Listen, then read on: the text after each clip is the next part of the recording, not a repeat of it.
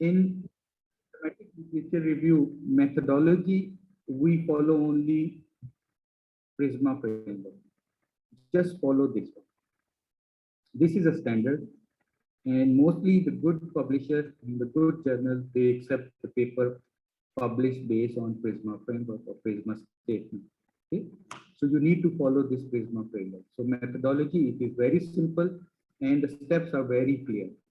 Yes, we need to practice how we can write and how we can report. I will give you the reporting, and I will also try to give you some practice how we can do each of these steps.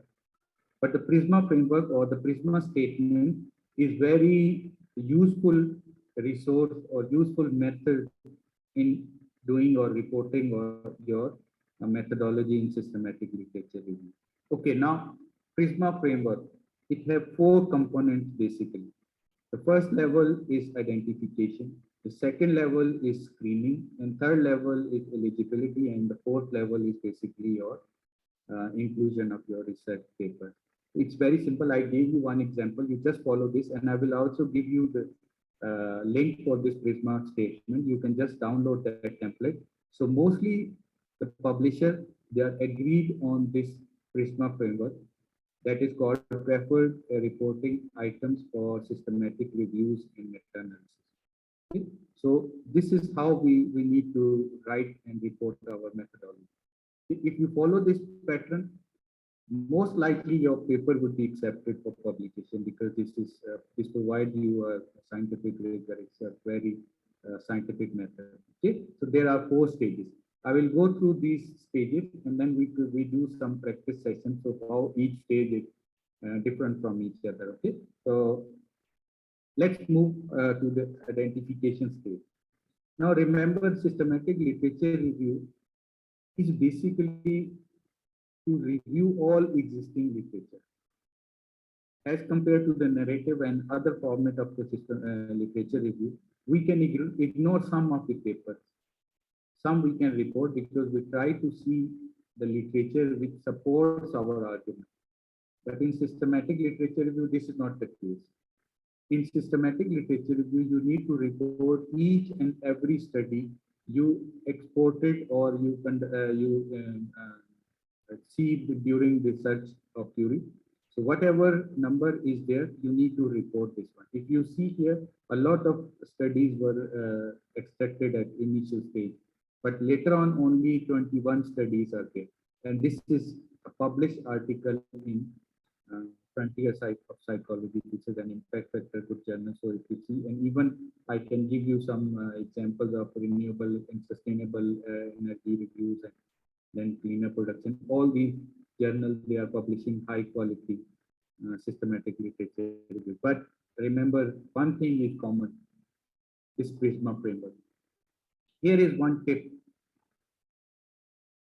The methodology in each of your research paper would be almost same.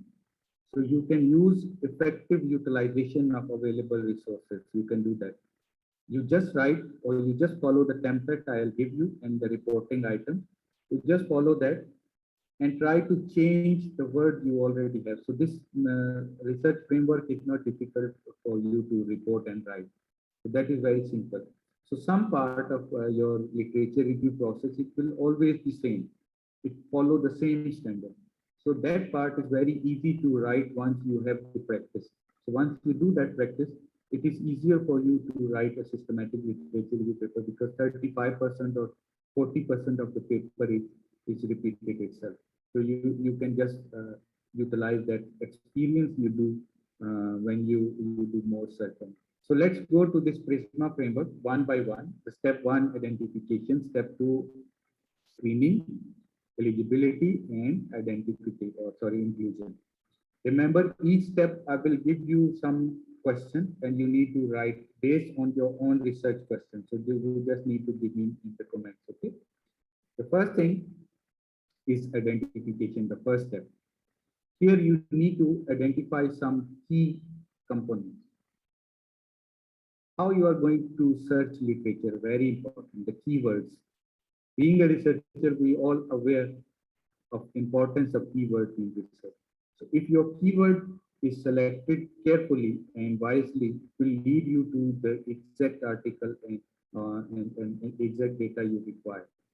So the more your keywords are refined, the more you can do a better research. So keyword, please think now at this point, please think and try to write what keywords you are going to enter in the search engine, maybe Scopus or Google Scholar or any database, how you are going to search your relevant literature.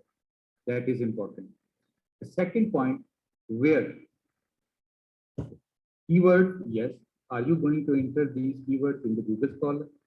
Google Scholar is a search engine, maybe not expanded databases, but it is better to use established database like Scopus, Web of Science, ProQuest, Abesco. All these are very good databases. But for the current workshop, I'm going to train you only on the Scopus because that is most widely used database and most of us have access to Scopus. If you don't have access to Scopus, try to follow my steps, and then later on when you have this Scopus access, you can extract your records very easy. Okay. So first, keywords. Second, search criteria or the databases. And the third step is to extract your record, how you are going to extract record. This steps is very easy. Mostly if we see, we can see that we have 2000 studies, 3000 studies, and at the end of the day, we have only 20, 30, or maybe I was just looking at some paper and publishing very high quality journal. They are taking just 5 research papers and they do a literature review process, but still it is acceptable for publication. Means that the number of articles finally you include in your research doesn't matter. Only matter the criteria, how you extracted those records, how you extracted those research questions or research papers. So that is very important. Okay. So now what you need to do is please identify 3 keywords from your research question. We already know that what is our research question. So think how you are going to search your literature. So give me 3 keywords, post in the comment your 3 keywords, how you are going to enter. You cannot enter complete phrase. It is better just to use 1 or 2 word phrase, not lengthy phrase. Okay. So just 1 or 2 words, mainly your variables or any problematic issue. So please, if you can write 3 keywords here, I would see whether it is possible for. Yes, PubMed is very effective for literature search. Sorry, I forgot to mention this one also. This is very important. It's a really good database. So all these databases, the relevant and the authentic databases are okay to use. So please mention your keywords here.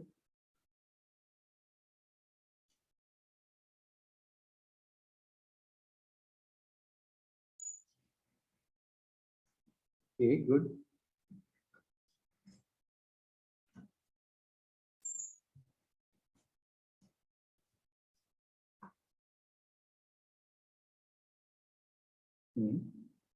Good.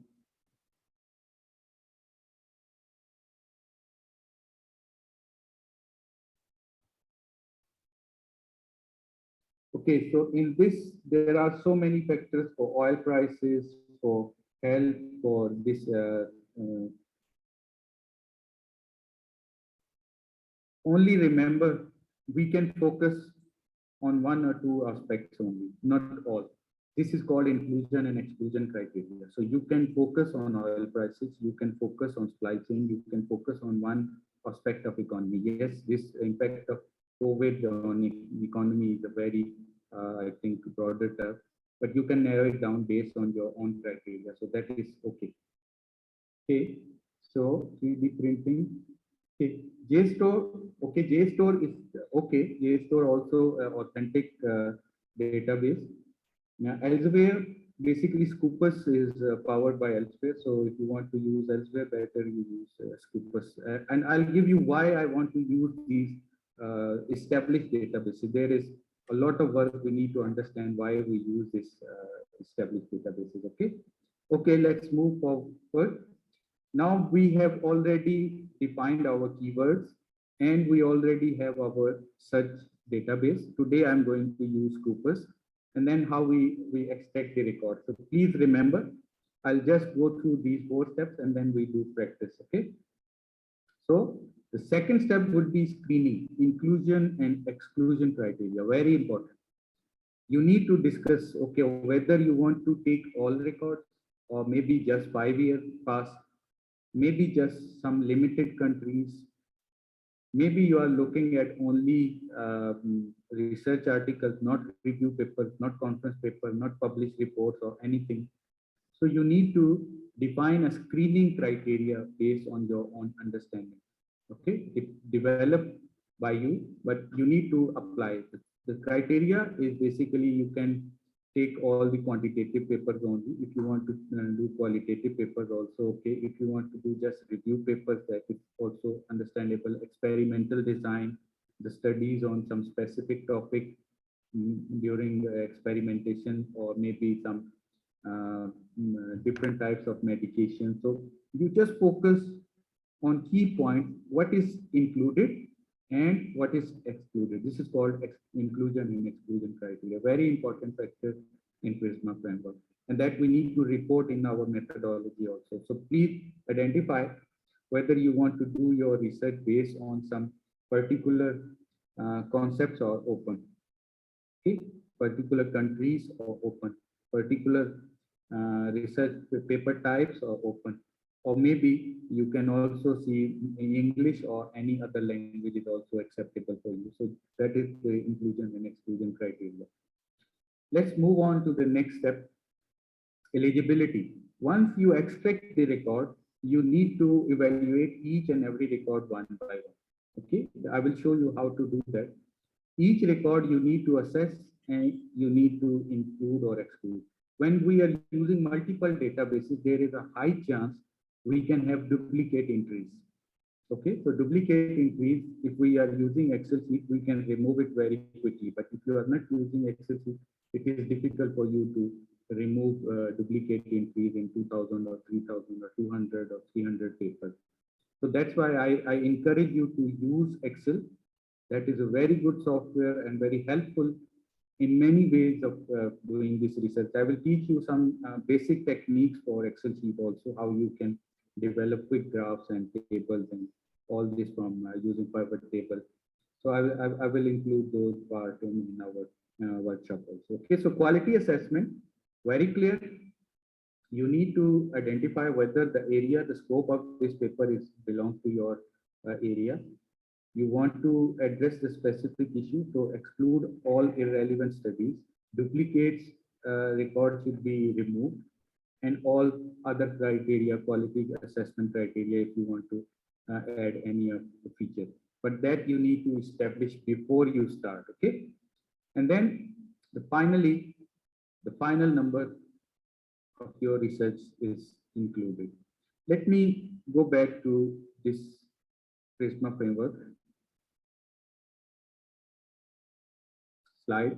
If you see at the top, you see 3,453 studies were extracted, and later on records after duplicate removed, there was 2,528, and then records screened and the maximum records were excluded. And then they provided the exclusion method, why they exclude different particular records. Some they were not in English, some they were not in scope, some they were review paper. So all they excluded, and then finally they accepted at eligibility stage only 90. Then they did another round of quality assessment, and finally they excluded more 24, and only 21 papers were included in this particular example. Okay, so this is how we need to report and we need to do our work. Okay, let's move to next step.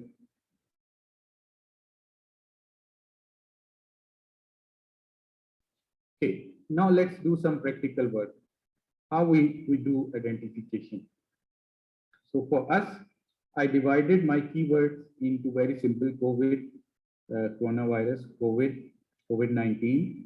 And then remember, the keywords can be a single word, can be combination of words, and the most importantly, you need to use Boolean operators. Sometimes we are interested the article which are published based on COVID and economy. coronavirus or COVID. Okay. So, and or this can be utilized to assess the different types of. I will show you how they are different in the research. Okay. So let's see what is the database. Currently, we are going to use Scopus. And the keywords I mentioned is COVID-19, coronavirus, uh, COVID, and then if we are using multiple, the novel coronavirus economy. So these are the simple keywords I'm using it. Okay. Let's move to the practice session now. If everything is clear, everybody is ready with your keywords, with your uh, research question. If you are ready, just give me some comments. So let's move to the practice section. And please, everybody should be on this website, uh, www.scopus.com. Okay, so let's be prepared.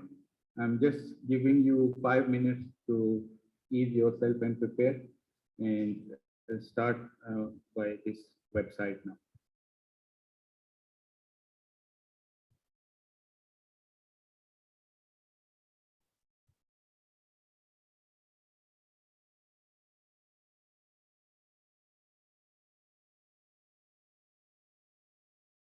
Okay, guys, everybody is here on this.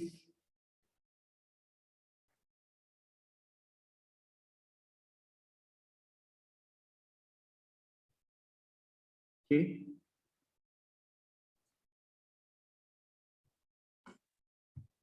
Okay, let's just wait for 2 minutes for all of us to be ready.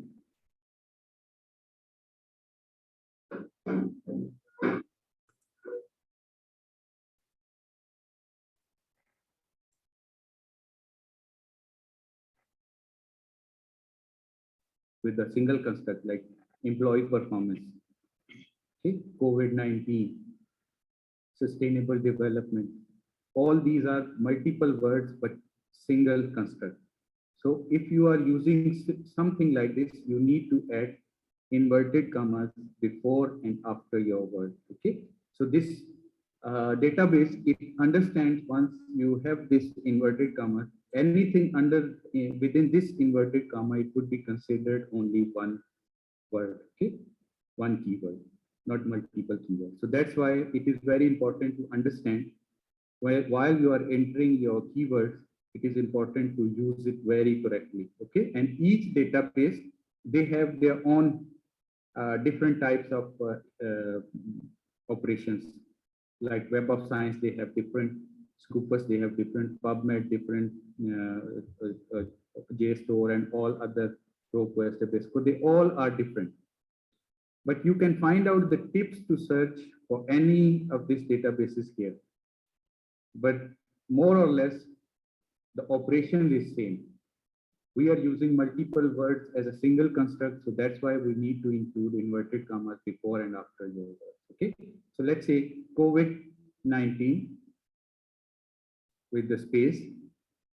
If I search how many studies I would get.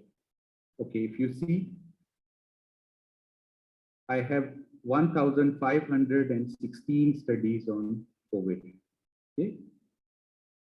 So all of you, can you practice your first keyword and write how many research articles or how many records you find on this Scopus database? Anyone who is doing this, can you? Okay. For Scopus, your institution mostly they have access to Scopus databases. Okay. Most of these databases, unfortunately, they are paid. So that's why we need to find out any method to. There is a very simple criteria. If you are reviewing any article from elsewhere, they will give you 1 month free access. So if you keep reviewing their article, they will give you free access to their databases. So that is very important method. Similarly, I'm accessing Scopus because I'm reviewing this elsewhere journals, so they give me free access to it.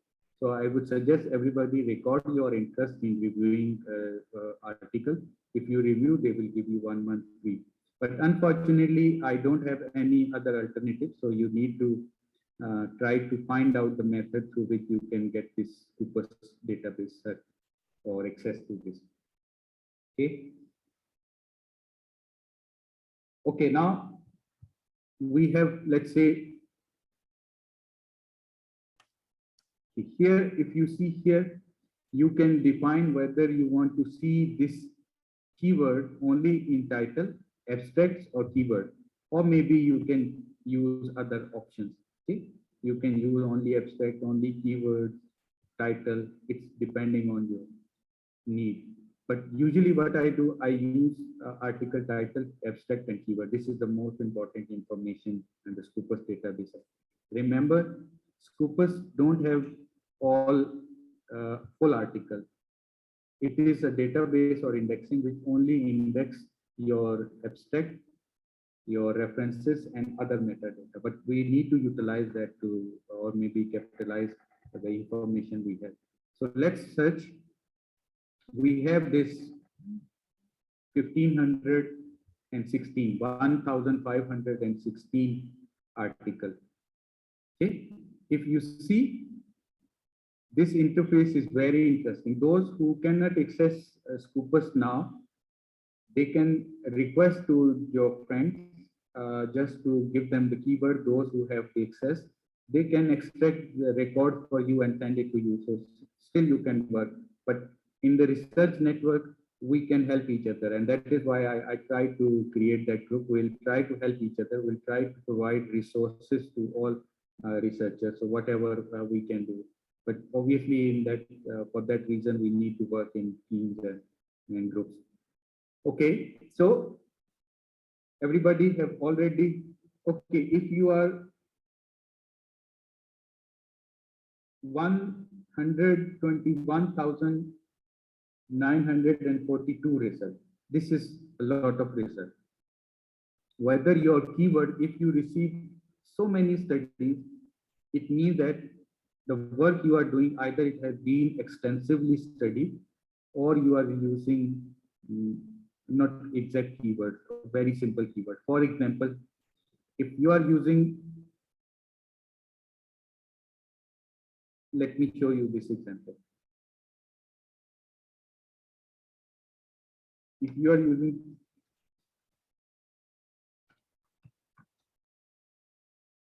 or maybe let's move to more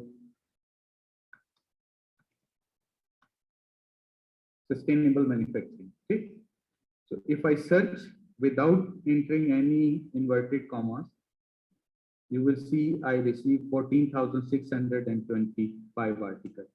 But if I use this correctly, and if I use inverted comma before and after this word, this keyword, the studies would be slightly less or maybe a lot more less than this. You can see that from 14,000 now it is only 2,281 studies. So either you are not using your keyword correctly or your area is too broader and there is a lot of research available, already available on those particular keywords. So you need to specify or you need to narrow down your research. The way somebody asked me if we can take all economic side of the COVID. No, if there is a lot of studies, we can just focus on one or two areas. But what I can understand for now, COVID-19 have not been studied a lot with the social or economic and business context. So that's why you will see limited number of studies. Okay, let's move. So is it clear?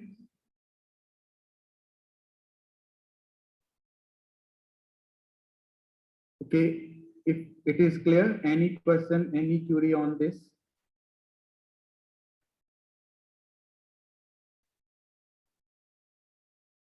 Yeah, 1969 results are okay. 77 result also okay, no problem. It's good number to mean that your area is new. But we are not searching only with the one keyword. We have different keywords. Remember, we have 3 or 4 keywords. So we may receive more articles later on. 3965 is okay. It is also a good number. We can work on it. Okay. 10, okay. 10 is okay, but we will try to search more different keywords. Okay.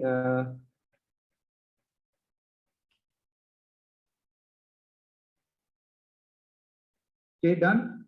Let's move to the next point now. We are already on this sustainable manufacturing keyword, and I just search here. I'm just trying to train you how you can extract the data. Later on, you can practice and we can do another session and you can give me your comments and difficulties. And if you miss or skip any point, we will upload this video to our Facebook page. Also, it is available on our YouTube, so you can see later on this video. Video will be available for you. Okay.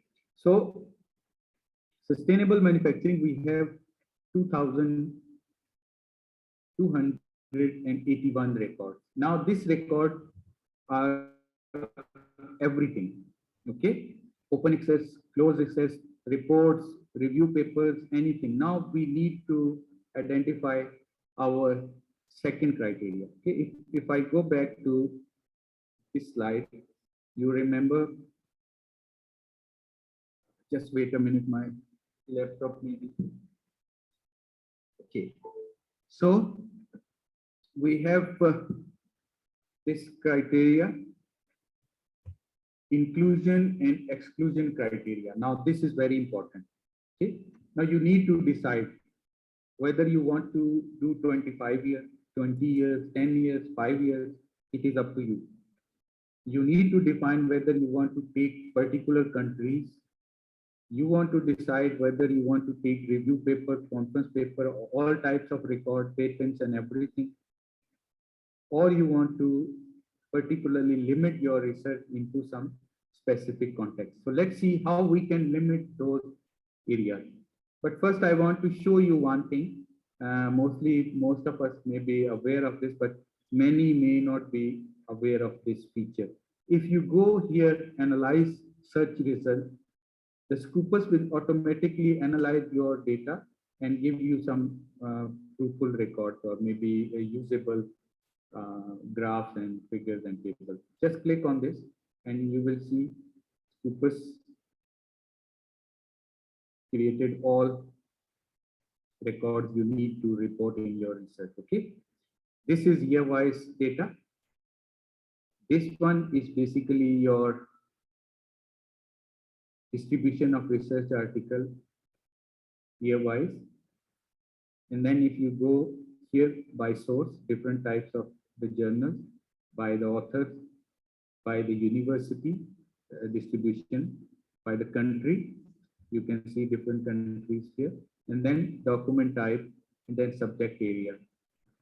Even the funding information is also available. So there is a lot of information already available on your Scoopus. So you just need to extract these figures and report in your research.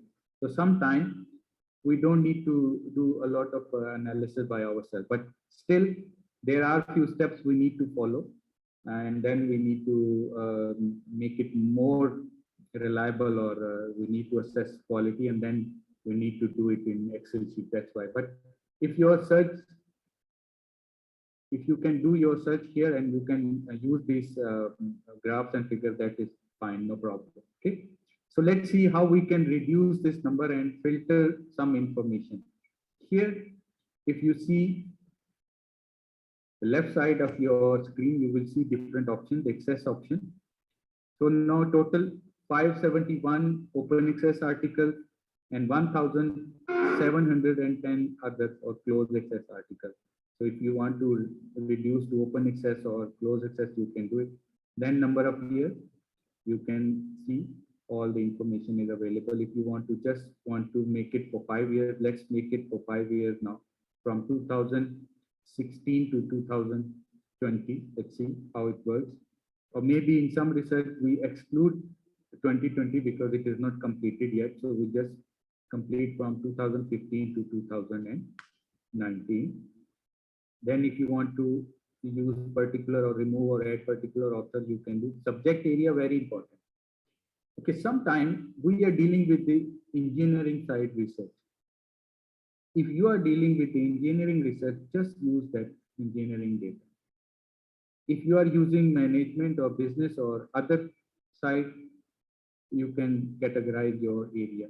So in my case, if I'm just using the business management and maybe environmental, energy, decision, not particularly engineering and the social sciences.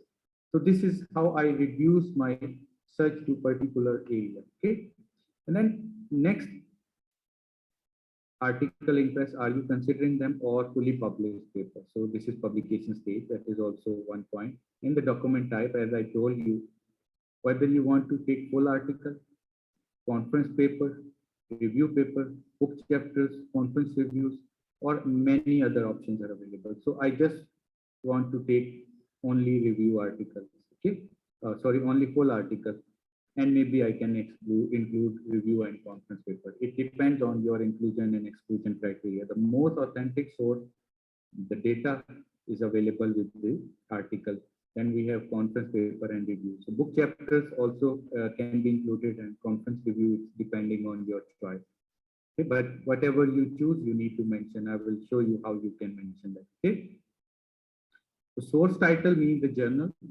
If you want to work on specific journal, you want to see what is the contribution of that specific publisher or journal in a particular field, you can select that. For example, if I want to see what is the contribution of cleaner production in sustainable manufacturing, so I can just focus on cleaner production.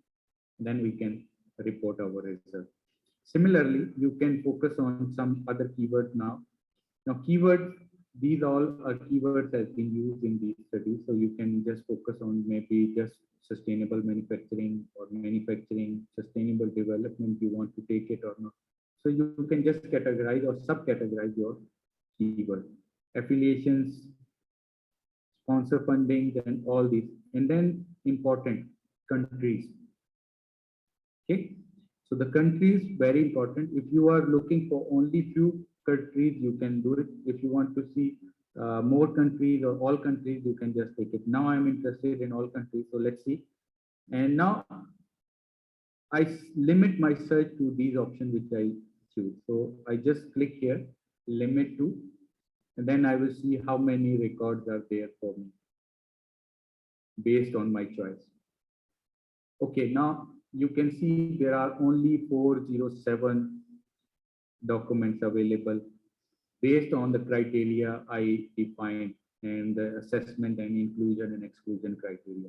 Remember, quality assessment not has been done yet. It is just with the criteria I defined for inclusion and exclusion.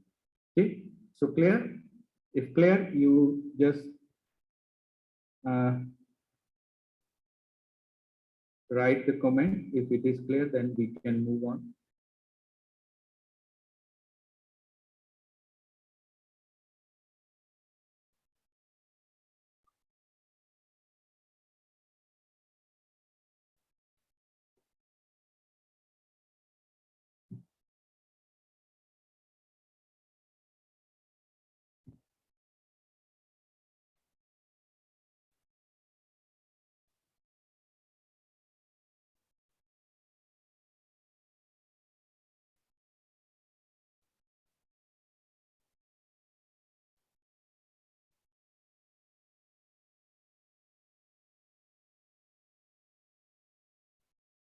Okay, some of the people mostly they mention that they don't have access to Scopus.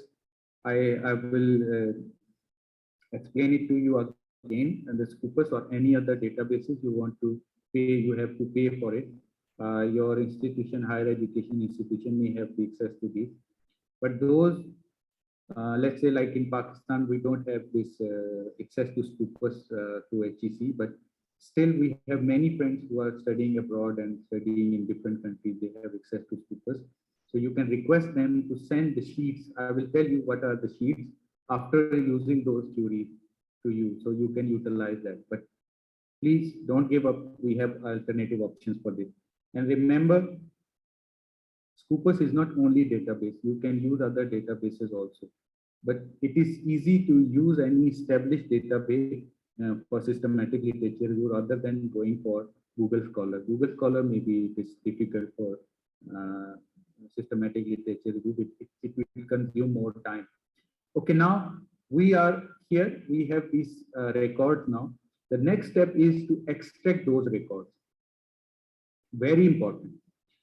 We need to understand. You can select all here. You click here, select all, and then click here, export.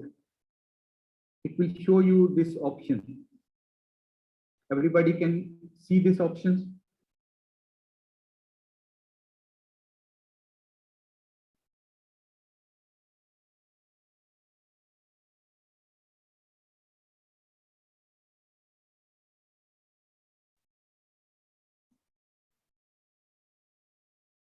"48 results are okay, no problem." Okay, we can focus on 48. 48 is okay for one keyword, but later on you have other keywords, so you can just use other keywords also.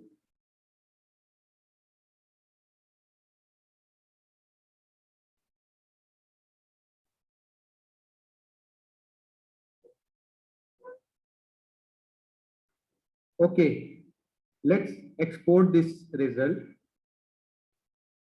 Let's export this result. If you see all this information is available, click on all options. We are going to extract all information. We have to include everything available on the Scopus database. So that's why I click on everything. And then you need to select option here, CSV file, CSV, okay? So here you can see the CSV file. Click here, and then you just click on the right side. There is a button, we call it export, okay? So just click on this export button.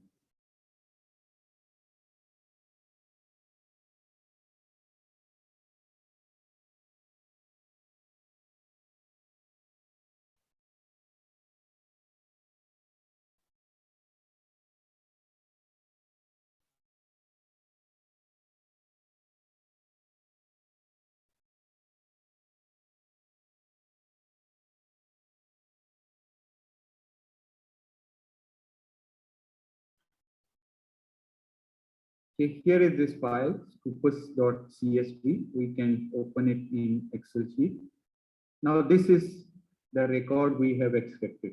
This is the sheet I asked you. You can request your friend to send you. It's easy. It can be done, and your friend can transfer it to you. Okay, so even though you don't have access to the Scopus, you can ask any of your friend to follow your keywords and send you this sheet. Because no matter from where you are going to do your search, no matter from which country, from which institution, which internet you are planning to log into Scopus, but when you enter this keyword, the result would always be same until the new studies have not been included. But remember, the result is, that's why we call it scientific rigor. So no matter if you exclude, you use this keyword or your friend use this keyword, they can send you this very simple. Okay, now let's see, the information is there. All types of information are there. And we have this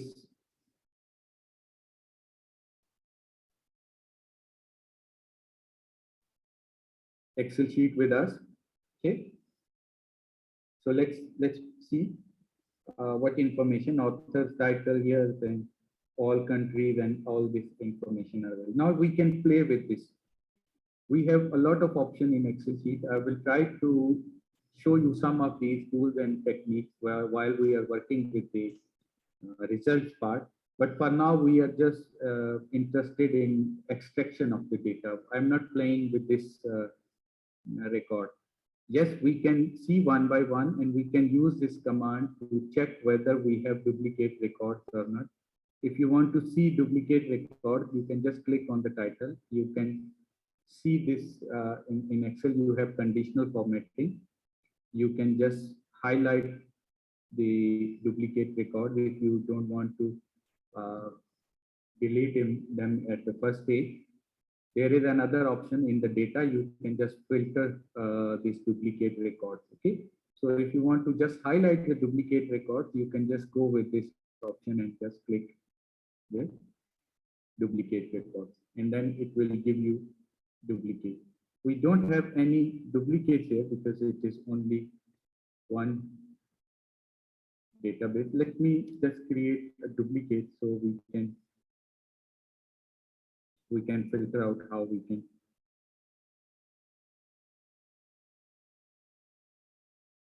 Okay, I copied this and pasted it here. So technically now we have duplicate records in our.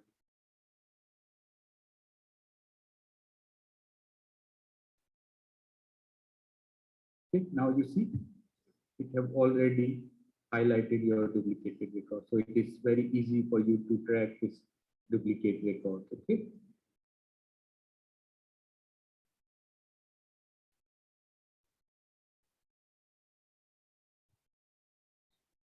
Okay, let's move to the next point now. We are very much okay with this. If you want to delete this directly, you just go with the data, and here you have this remove duplicate option. You can just directly click on remove duplicate, and just the duplicate would be removed. Okay, so in the column C we have, okay, if you see now the duplicate is removed. So we have a lot of easy options in Excel sheet to play around. Okay, now we have our Excel sheet extracted. So we are clear with the basic or fundamental rules of playing with this databases, and we can export all these records. The beauty is the title and the abstracts are already here. So you don't need to go through each paper. You can just read the abstract and decide whether this paper is related to your area or not, and you can include or exclude that particular paper from your database, from your record. So you just can follow this abstract. The most important information is here. So we'll study later on how we can use these abstracts to create some meaningful graphs, tables, and all this. But for now, I'm just focused on this extraction of the record. So everybody is clear on the record extraction. If you can follow me, it's okay. If you cannot, you just, the video would be saved and you can just follow these steps in later on and learn how we can move on. So it's okay. Export option, you need to click on all, select all article, and then export option would be there. If you missed it, you can just see my video again, and then you can just follow this step. I have already explained one by one, so it's easier for you to understand. Now let us consider you have already exported your data. Each of this record is considered one paper is considered your data, one record. Okay, so now what we are trying to do, we are trying to do systematic review. It is a simple literature review, but now it is based on scientific method. You understand, now we have record, we have data, we can show it. Once you have data, once you have number, you can show it in many ways. You will see some of the basic techniques, how we can show these. Okay, let's quickly move to, because the time is very short now. I hope so. Okay, we have to delay our, maybe stop our presentation after this methodology part, and we will have another session of this workshop in next week, so we can continue, because I hope so everybody is interacting and learning, but I feel we cannot complete this in one go. It's not easy for everybody to digest all this information. So let's break it into two sessions. So next section we'll try to deliver next week. Okay. So let's focus again.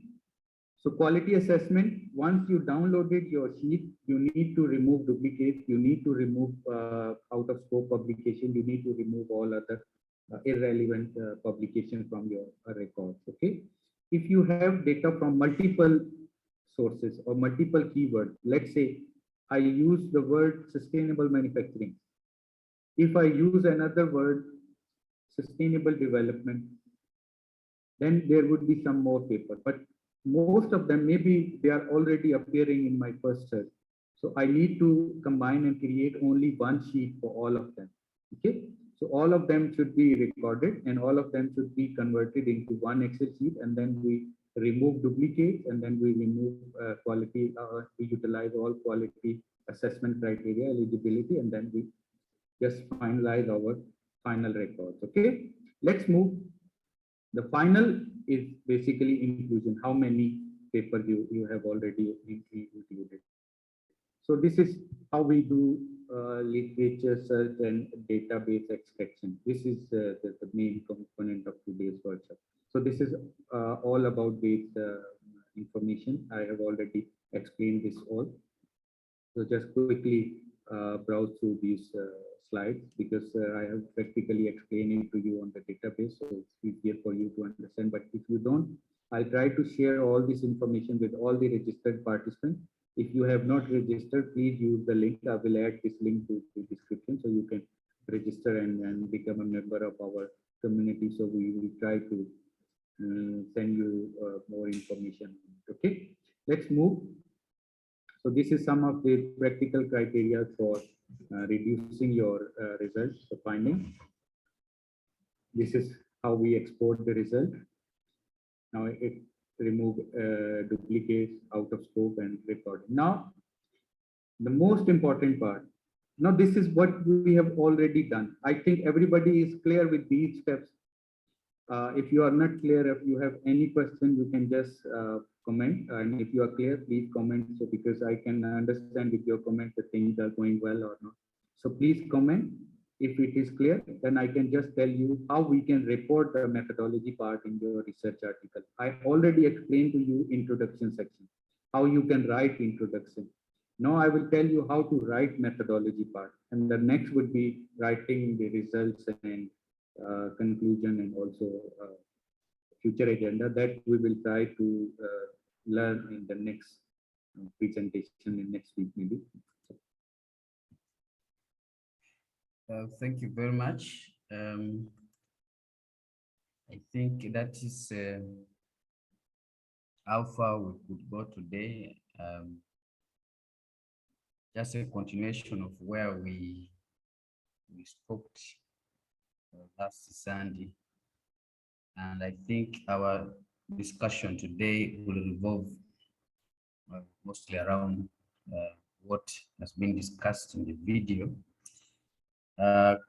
This very moment, may I hand back the microphone to my brother Bernard to take us through in the remaining 9 minutes of the Students' Congress before we move into the main session.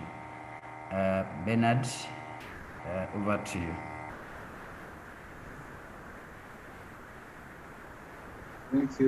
Thank you, Joseph.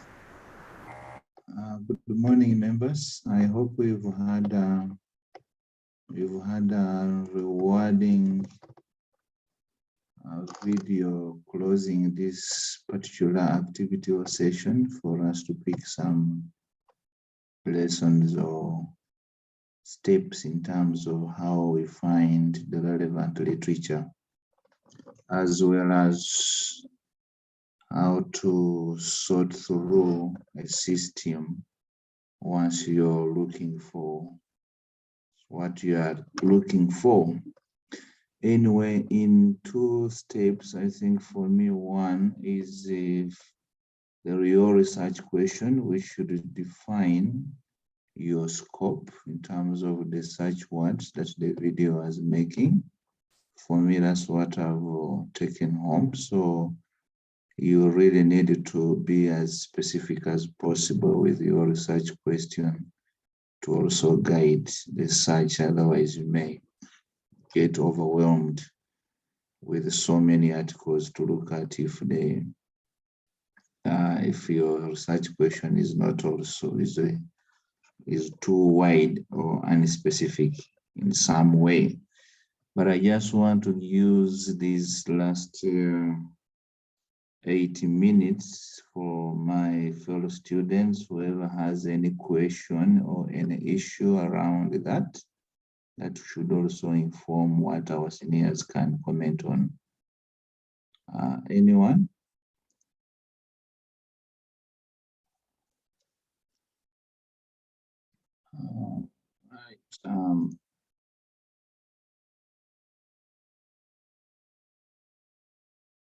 okay, without being particular, I'll pick on Scholastic. We have seen you here, but what do you have to say?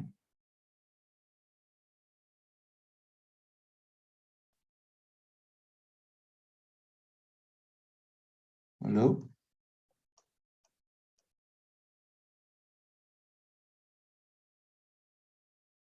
Okay, I saw my brother Geoffrey Mutumba.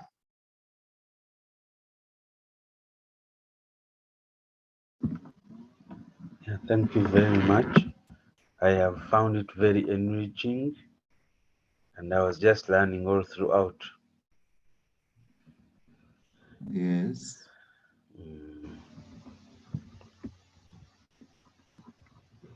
Okay, thank you very much. Christine. Christine, what have you taken home for you?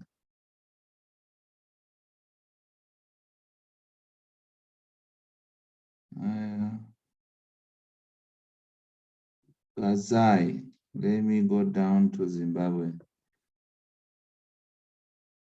Kazai, are you with us?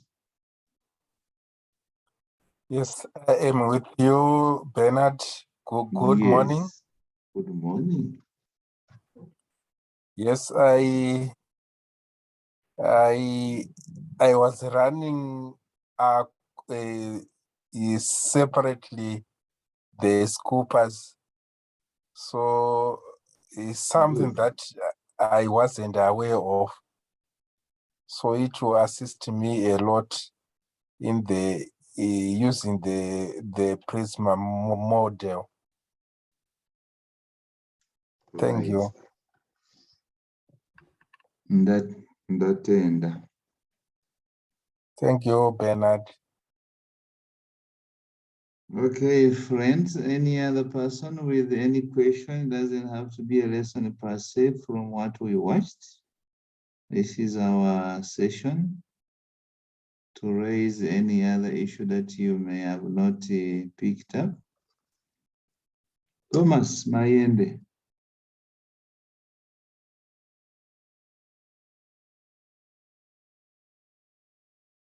Thomas, are you with us?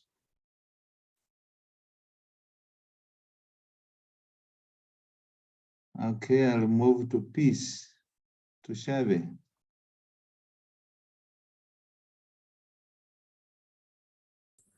Yes, Bernard, good morning. Good morning, peace. Yes, morning, all our mentors and fellow friends. For me, every day I come here, I get a 75% learning. So I really appreciate for Professor Ntai to organize this. As far as systematic literature review, I was fearing it from the beginning, but now I'm online. Thank you so much. Right. So unless you have some tips and where to start from. John Mario Ouma.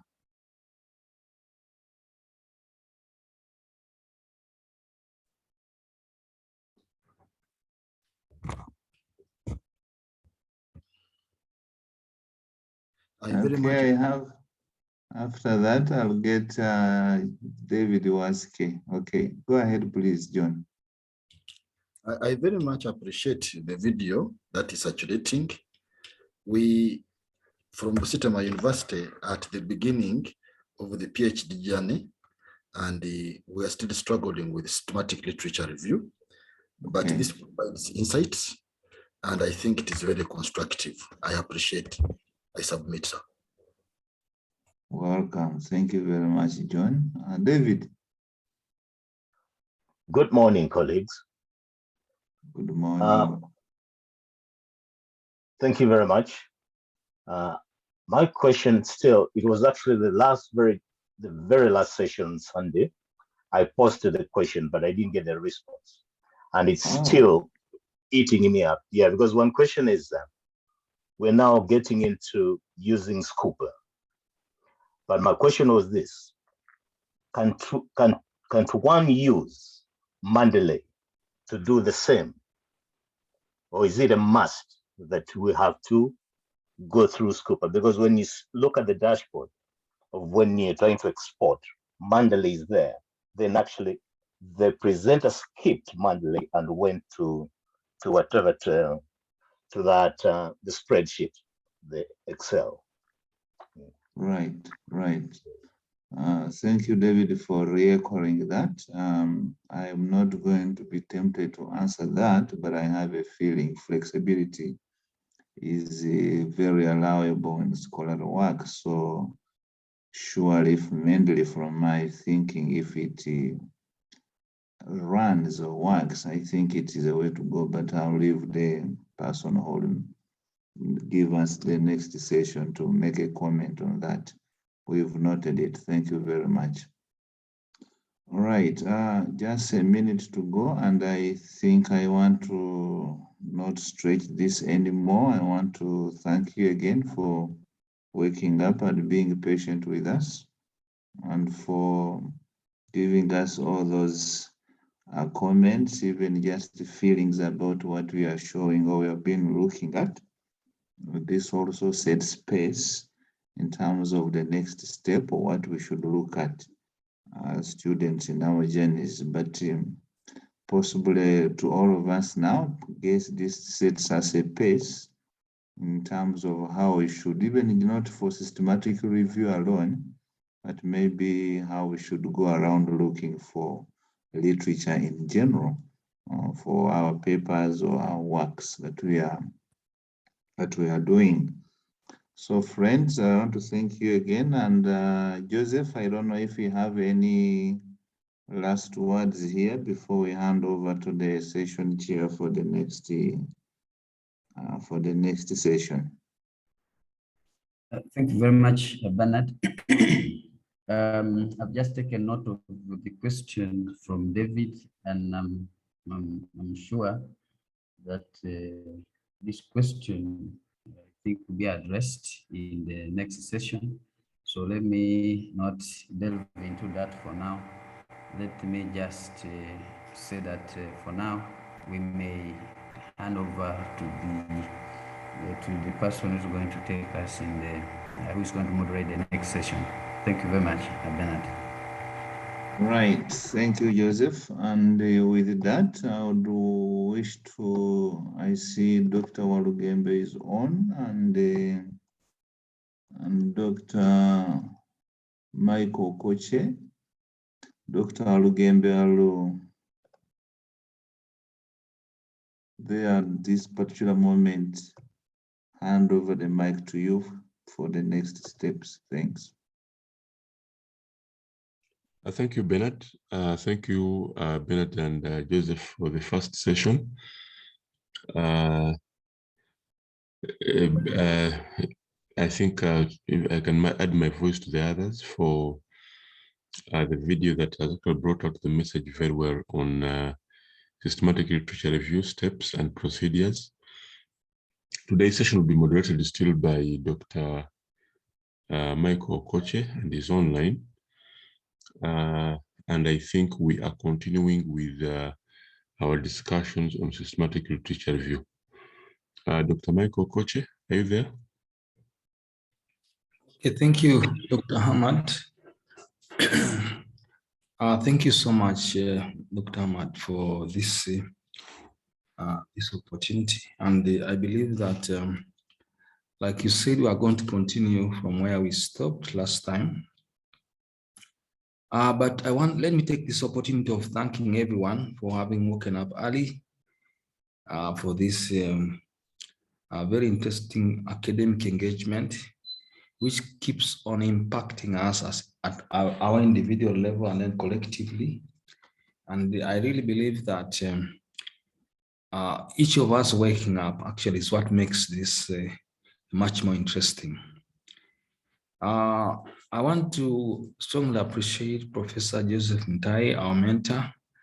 And really, Professor, we appreciate you, and I appreciate you on my personal level.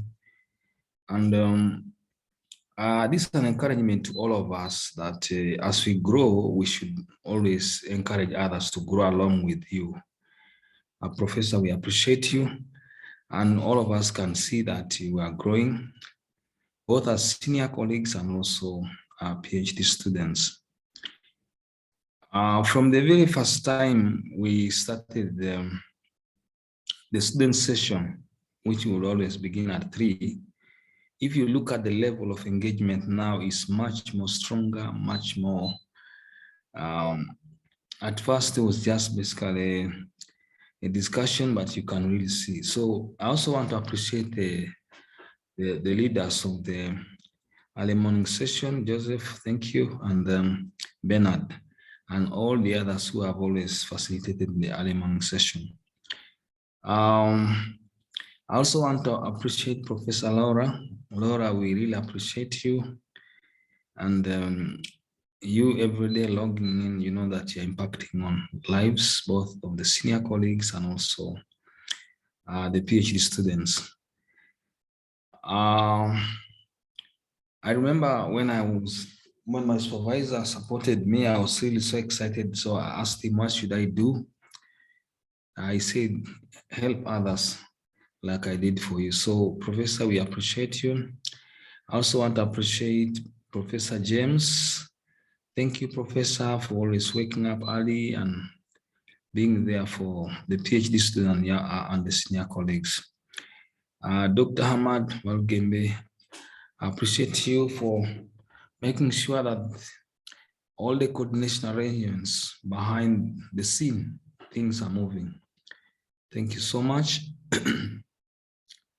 I also want to appreciate Dr. Goretti.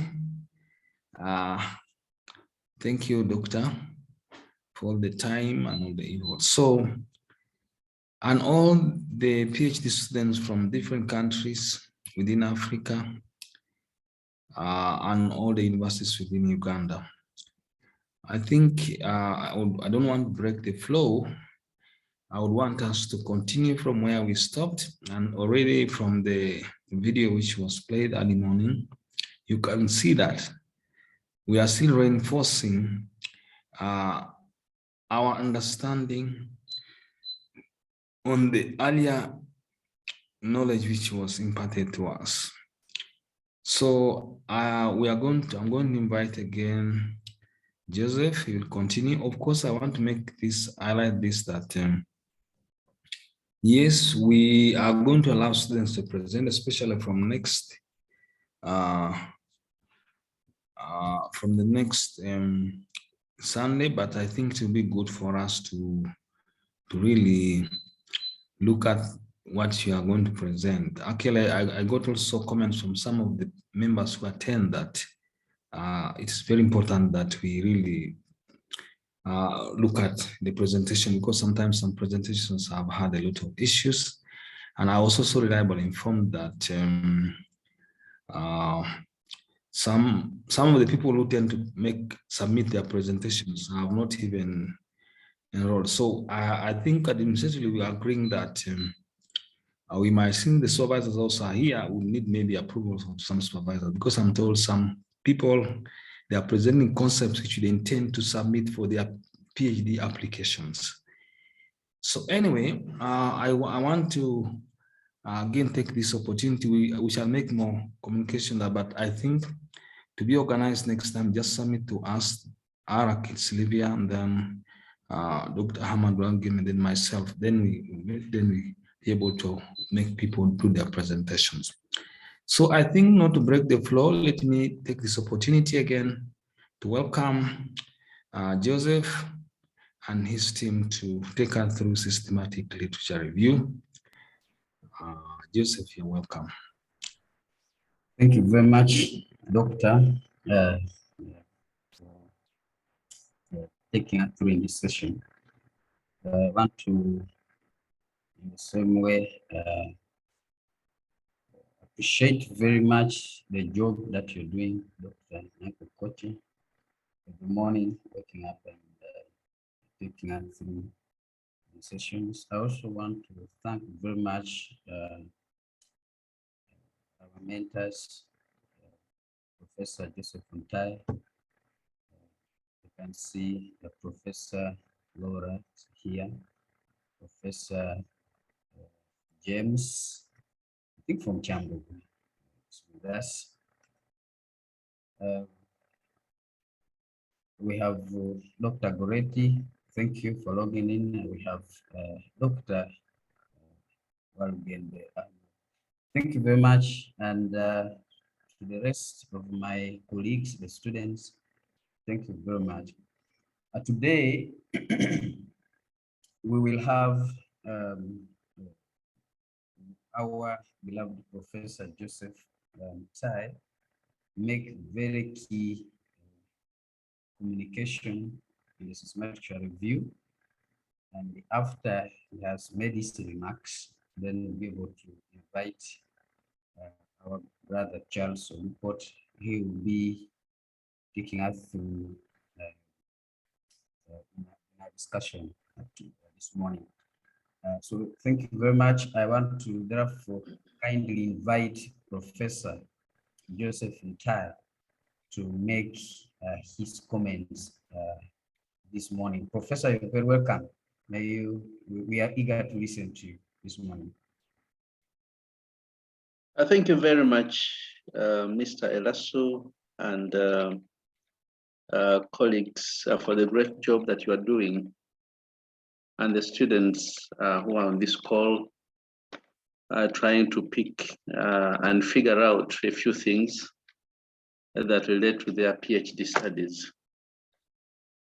I think we've been discussing this concept of systematic literature review for quite some time now.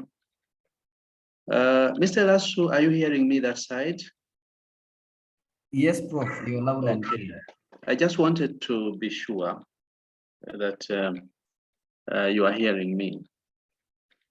I know that this is an issue that we've been discussing, and it is really something that is catching up, and we are all used to the traditional narrative literature review.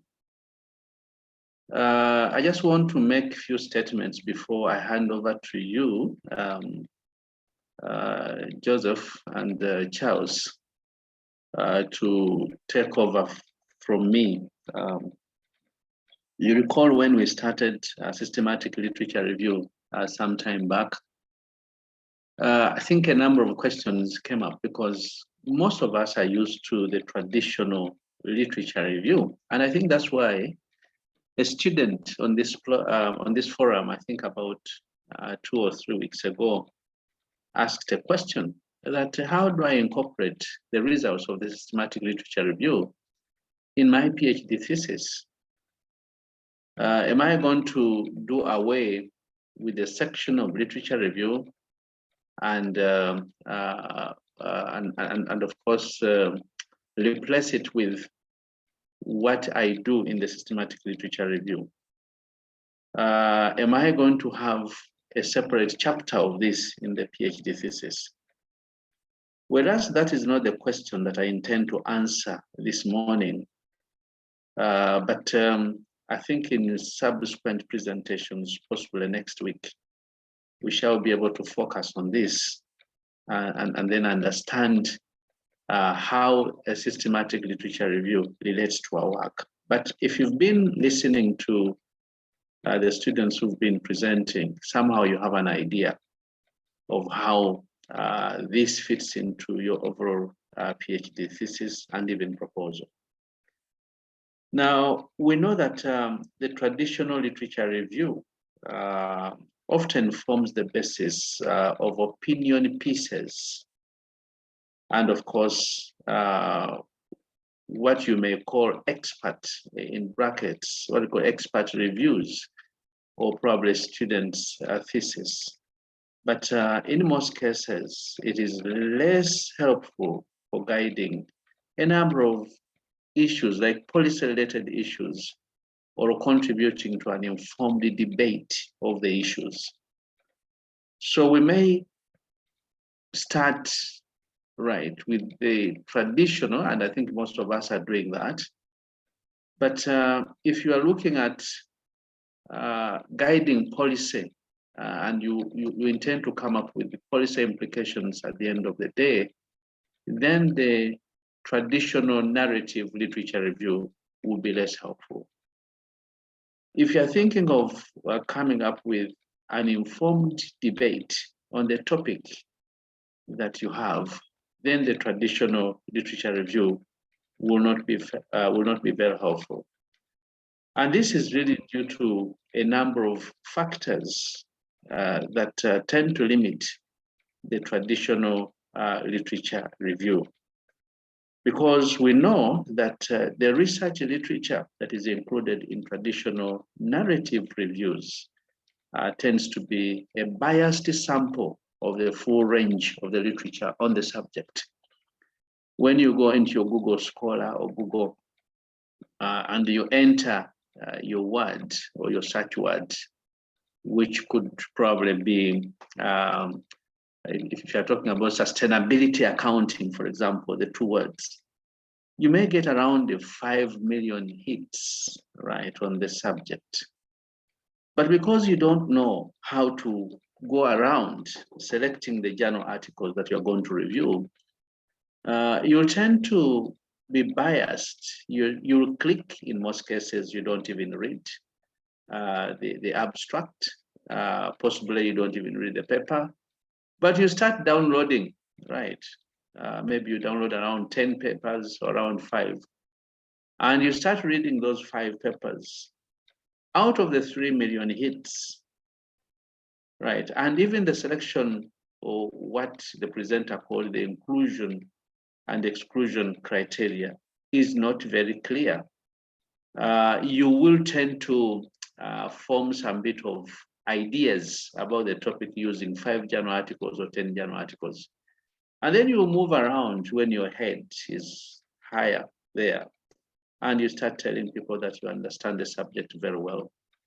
So as you can see in this case, the traditional narrative literature review is usually undertaken through the perspective of the reviewer who gathers and interprets the literature in a given field, but using a limited range of journal articles. So you have very many issues with that kind of review, because the reasons for including some studies and excluding others are often not made explicit. And of course, these may reflect the biases of the author, that some of the journals are included and while others are excluded. And of course, even when you look at the reference section of the student, or probably the person who is doing research in this case, you will find as those particular, and that's why supervisors will ask questions. Yes, we see you've reviewed literature in this direction. Did you come across the works of, let's say, K, right? Did you find the works of, let's say, Davis, right? Such questions will come up because it is not very clear as to how somebody selects the journals and how he's going to review those journals. So issues that relate to the search strategy and inclusion criteria are not really made explicit, right? And if that is so, it will not be possible for the review to be replicated by a third party. Now, what makes systematic literature review very interesting and very good in this case is because it is rigorous and exhaustive. So we call it systematic because it is a systematic, rigorous, and exhaustive search of all the relevant literature. And once we do this, we know very well that relevant studies, right, will be included in the review. And therefore, we are not likely to have the selection or what we call publication bias in this case. So that's why we move into that kind of direction. So the shortcomings of the traditional narrative review certainly take us into the direction of undertaking either systematic literature reviews or even meta-analytic reviews. So in my discussion this morning, I just wanted to relate the two, the systematic literature review and the traditional narrative literature review. And possibly next week, we may actually relate these to other types of, again, literature reviews that we have. So when we start talking about a systematic literature review, right, we are talking about a more rigorous alternative to the narrative review, right? And this is actually preferred. If you can do a meta-analytic review, and that is very good, because a meta-analytic review is very, very, very close to a systematic literature review. The only difference is that the other one takes on a quantitative kind of perspective, right?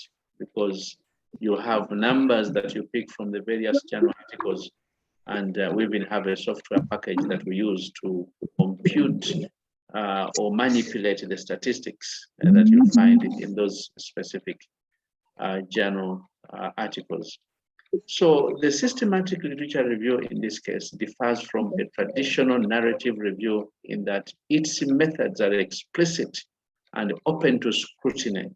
So in other words, it seeks to identify all the available evidence with respect to a given theme.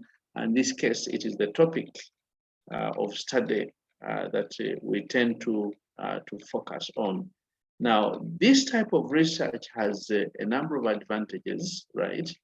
And one of the main advantages that it will include all the studies in the field, right? And when we say all the studies, we mean those which are sometimes positive, including those which are negative, right? Even in cases where you have contradictory results, right? So it's not really going to the internet and getting 3 million hits, and then using your biased kind of approach. You pick 2, 3, 4, 5 journal articles and you start reviewing. No, here you have all of them. And that's why initially you must tell us that when you went to Google, assuming that you used Google Scholar or used another methodology or approach, you came up with, let's say, around 2.5 million hits. And then after getting those things, you say, well, some of them were duplicates, right? So after looking for the duplicates, the number went down to around, let's say, 800,000. And then from there, we used this other criteria. So the number reduced again to around 300. So when we examined these, some of them had great literature, while others are really published papers. So we eliminated great literature. So we came up with around 200 journal articles.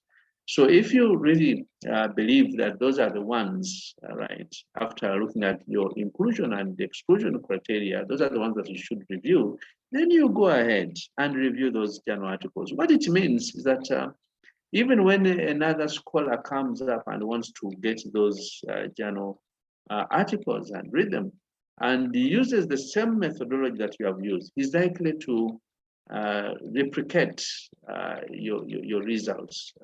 But of course, you know very well that every day there are many more new publications that come up. It may not be exactly the same, but it will not be very far from your results. So I think you can see the rationale for systematic literature review.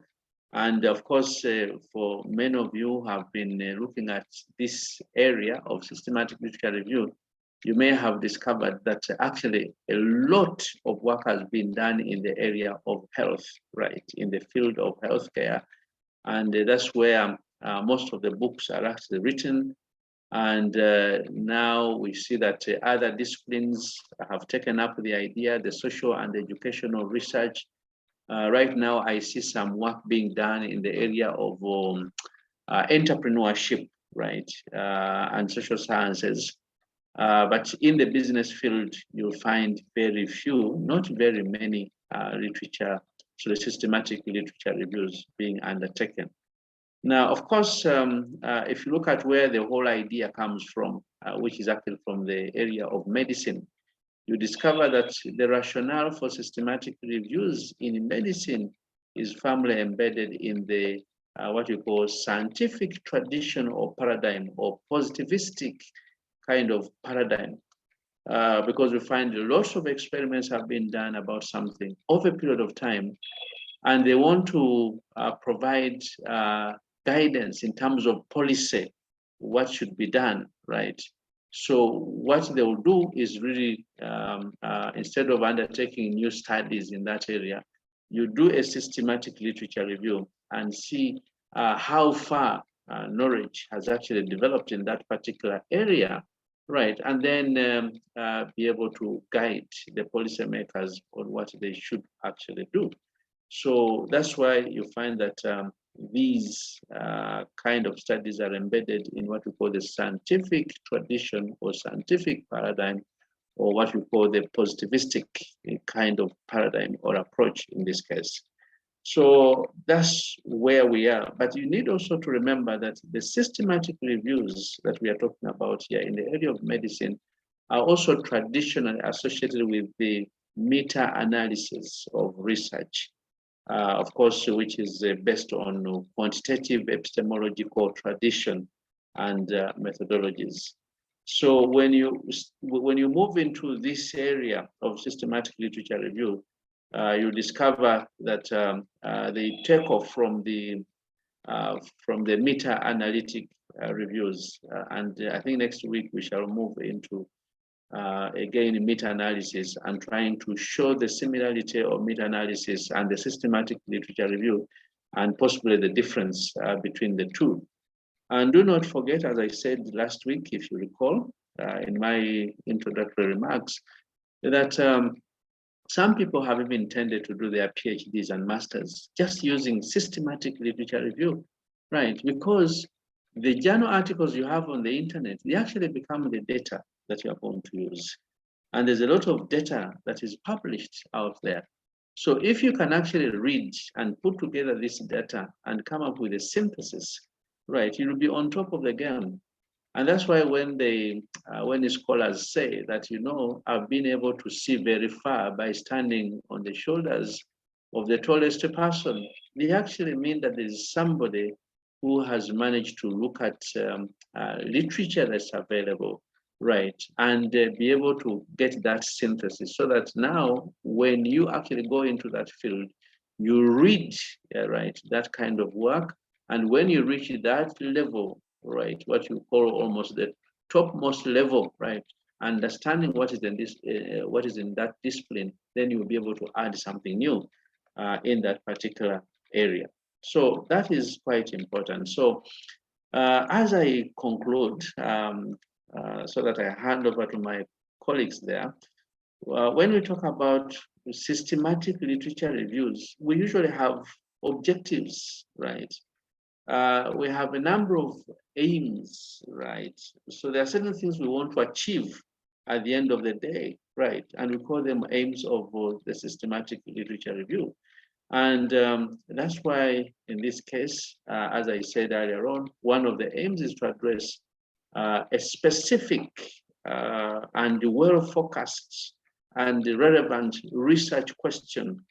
And you can always, by the way, you don't have to be put in a corner somewhere and you are told that always these are the questions that are answered in a systematic review question. So when you sit down and you sober up a little bit and you say, well, this is what I want to understand. Yes, you craft your research question very well. Then you go to the system, you go to the internet and identify those journal articles, and then go through the process of trying to understand what is happening in that field. But systematic literature review are usually very, very good for policy making and also for advancing knowledge. If you do it very well, you'll be on top of the game. If people begin asking you questions, you will not guess when they ask a question, what is new? Once you've done a systematic literature review, you will be knowing exactly what is new in that area. You will be knowing the controversies in the area, right? The disputes that seem to exist in literature because you've gone through it. And nobody will shift your position, right? You are well grounded. You are standing on a solid rock. You cannot be moved, right? And it doesn't matter whether the person talking to you is a professor, right? Or he has another title. If you're a student and you've done this very well, you will be able to deliver, and the people will be convinced wherever they are that you've done a great job, right? So you should not be intimidated by titles like professors, associate professors. We are there fine. We have the experience. We are born before you, and we've been doing this kind of thing. But what you are doing is also what we are doing in this area. And if you have already read around 500 journal articles and you've done a synthesis, right? And Professor Antai comes and says, no, I think this is what it is. Yes, you need to be diplomatic at that stage. You say, yes, I am aware, but this is what literature actually says. If Antai has another position, another point of view, that is okay, because we are dealing with the views in this case, yes. But you should be able to also advance your view, right? So that people understand that you've done a great job in this area. So you want to address a specific and well-focused research question. And I think that's what Joseph talked about last time, if you remember. And I think the video also talked about this research question. And that's where we start, right? You must be very clear. And of course, the other aim is to search for, right, literature, or locate literature, or collect the results of the research in a systematic way, so that people who come after you are able to replicate your results. And then, of course, the other objective is to reduce bias at all stages of the review, right? Because remember, you're going to identify publications, you are going to select publications, right? And you're going to review those publications. So you don't want to come up with the 3, right, journal articles or 10. They could even be 50, but not representative of the entire 3 million hits available on the subject, which could even have been published in highly ranked journals, right? But you have no idea of what is happening in that area. So that is quite important. You want to reduce on the bias, right, at all stages of the literature review. So that's why you undertake a systematic literature review in this case, right? And of course, the other issue also is to appraise the quality of the research that has been done in that discipline. If you're in the area of entrepreneurship or probably accounting. So when you go and pick all these journals, maybe 5 million hits or 2 million hits or 800,000, and you start scrutinizing, right? In other words, there's a quality element, because you'll be able to say, well, these ones here were published in very bad journals, or class F or C or D, or these ones are in class A, right? That kind of thing. And of course, you also be able to see those journal articles where mistakes have been committed, right? I saw a journal article about 3 days ago, published in a very good journal, by the way, a journal article. I looked through it, and it is misleading. You can't believe it. Everything is mixed up, right? The methodology, and I don't even know how it was published, but it is published out there.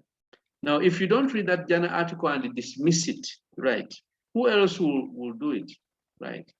I don't know how the error occurred, but it's a terrible journal article, but unfortunately published one of the best journals. So that is how it is. The quality element is there. Then you also want to synthesize results of the review in an explicit way.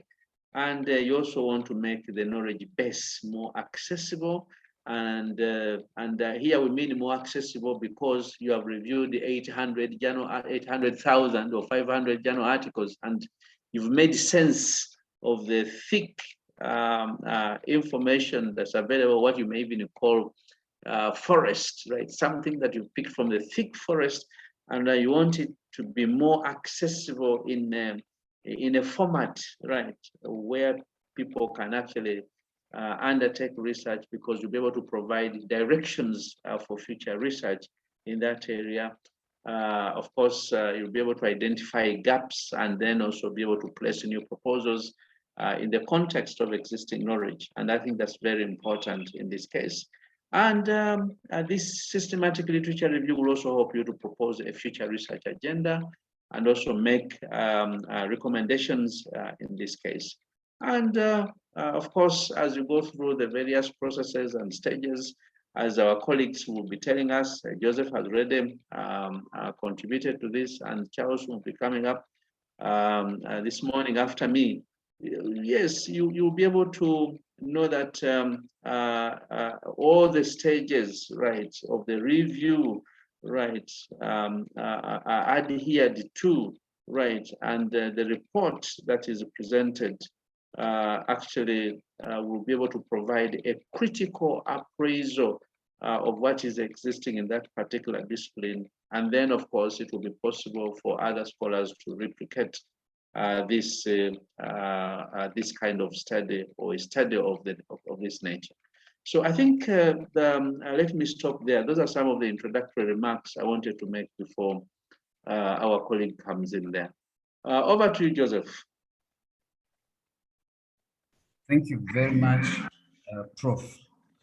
I can testify that whatever we are able to share today and discuss with the rest of our colleagues is an output. You can call it an output of the work that you have done in your lives.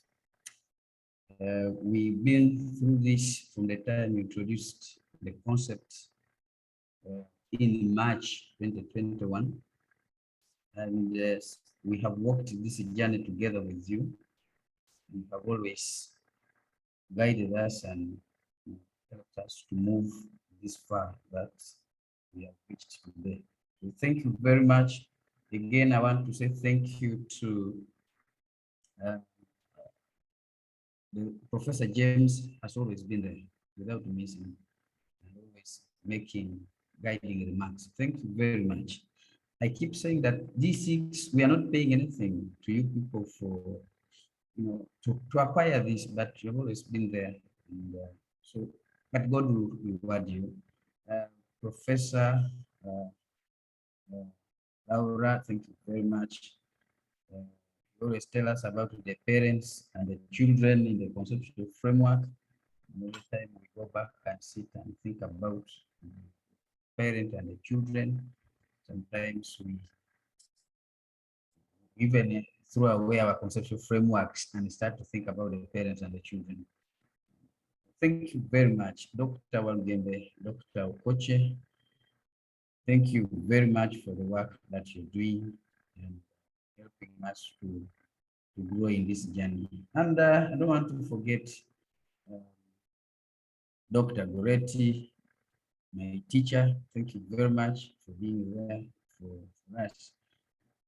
My colleagues, the students, thank you very much that you give some of us opportunity to share the little that we have learned with you. It's very difficult to trust a driver who has no license to travel or to drive a vehicle on a highway, but you have decided to trust that we can drive. So thank you very much. Professors made very strong points that I do not want to dilute. I simply want to welcome Charles to make a presentation following up what Prof has said. Charles, over to you.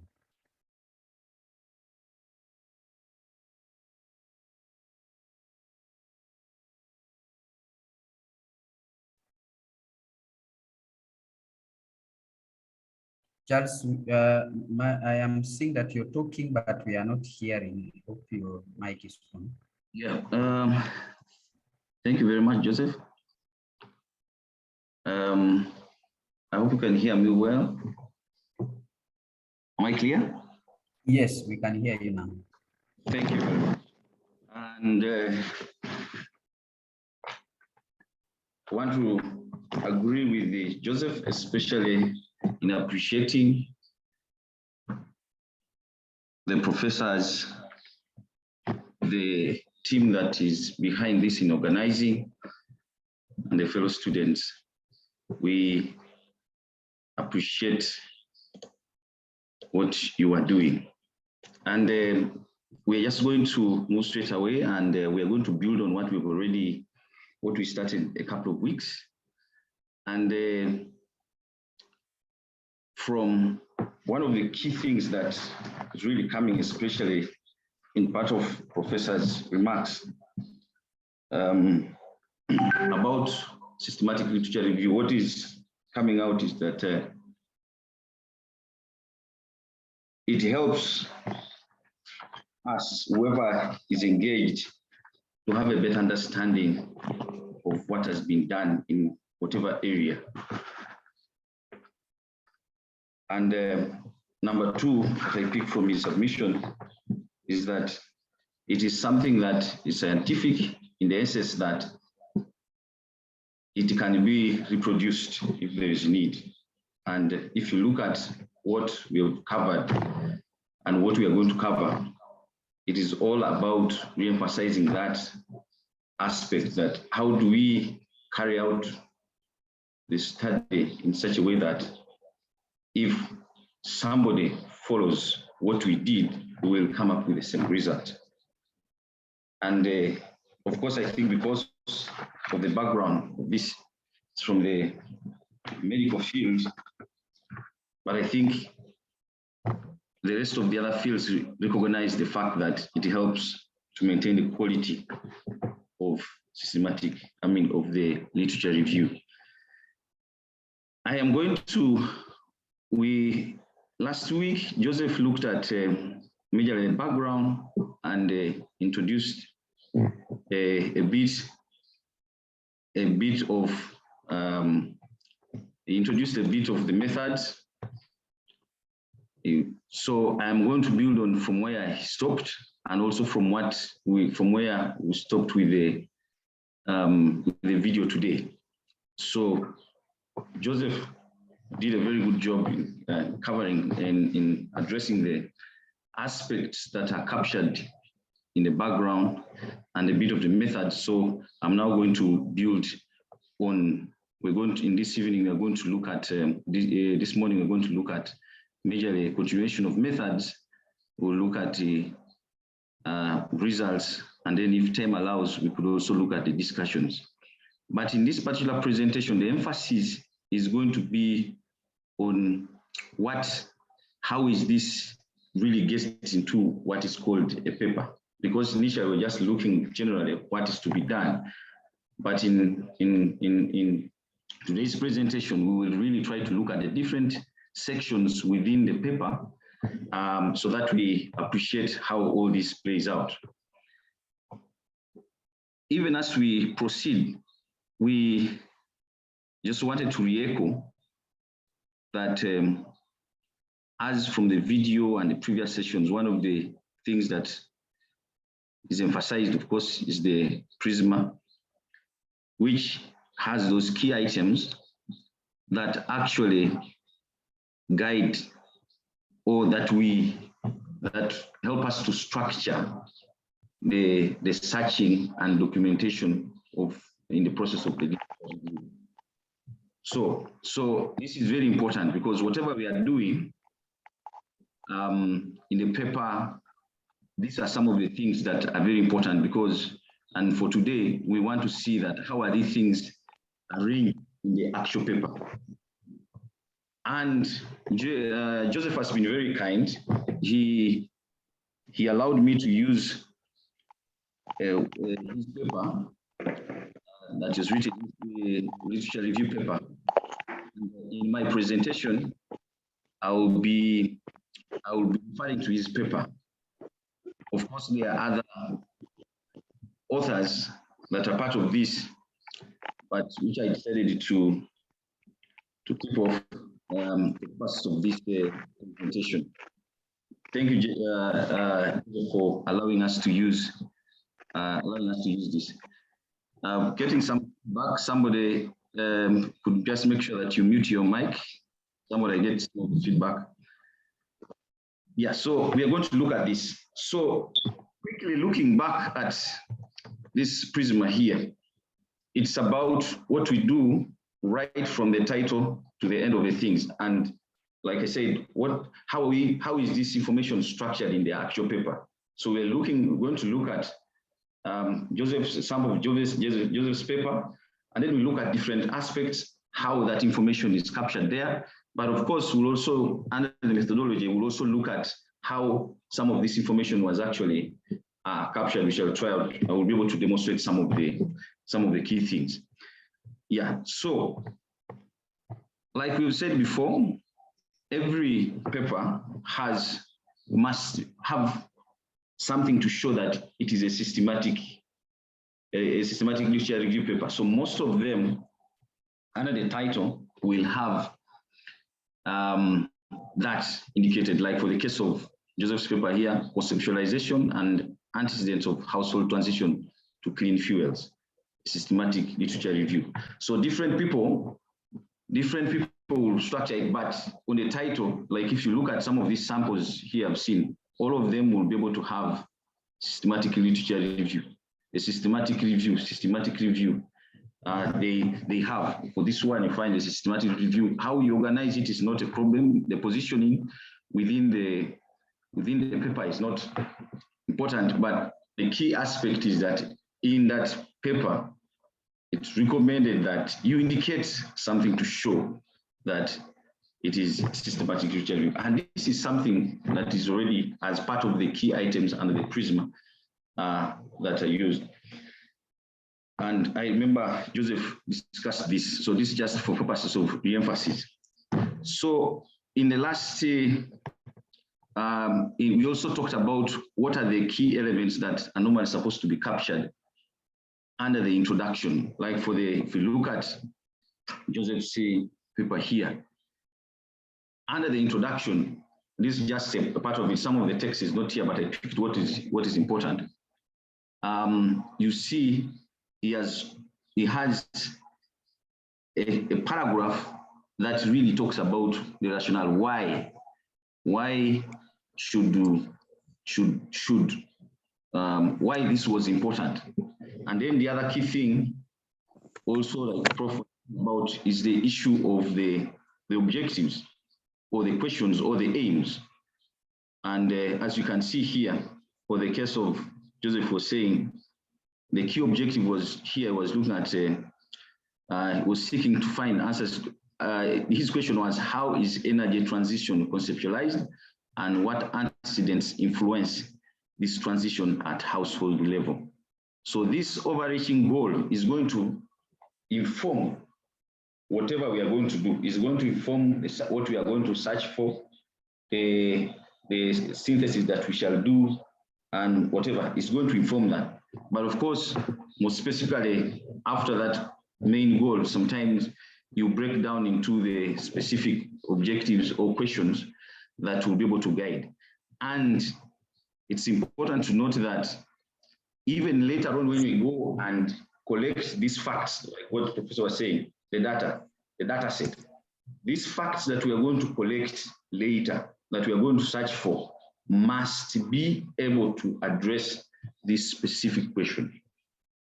Broadly, all of them must be able to answer that main question, but specifically, they must be. So I can predict from, after reading in the introduction here, I can predict what kind of data which we will be able to look at.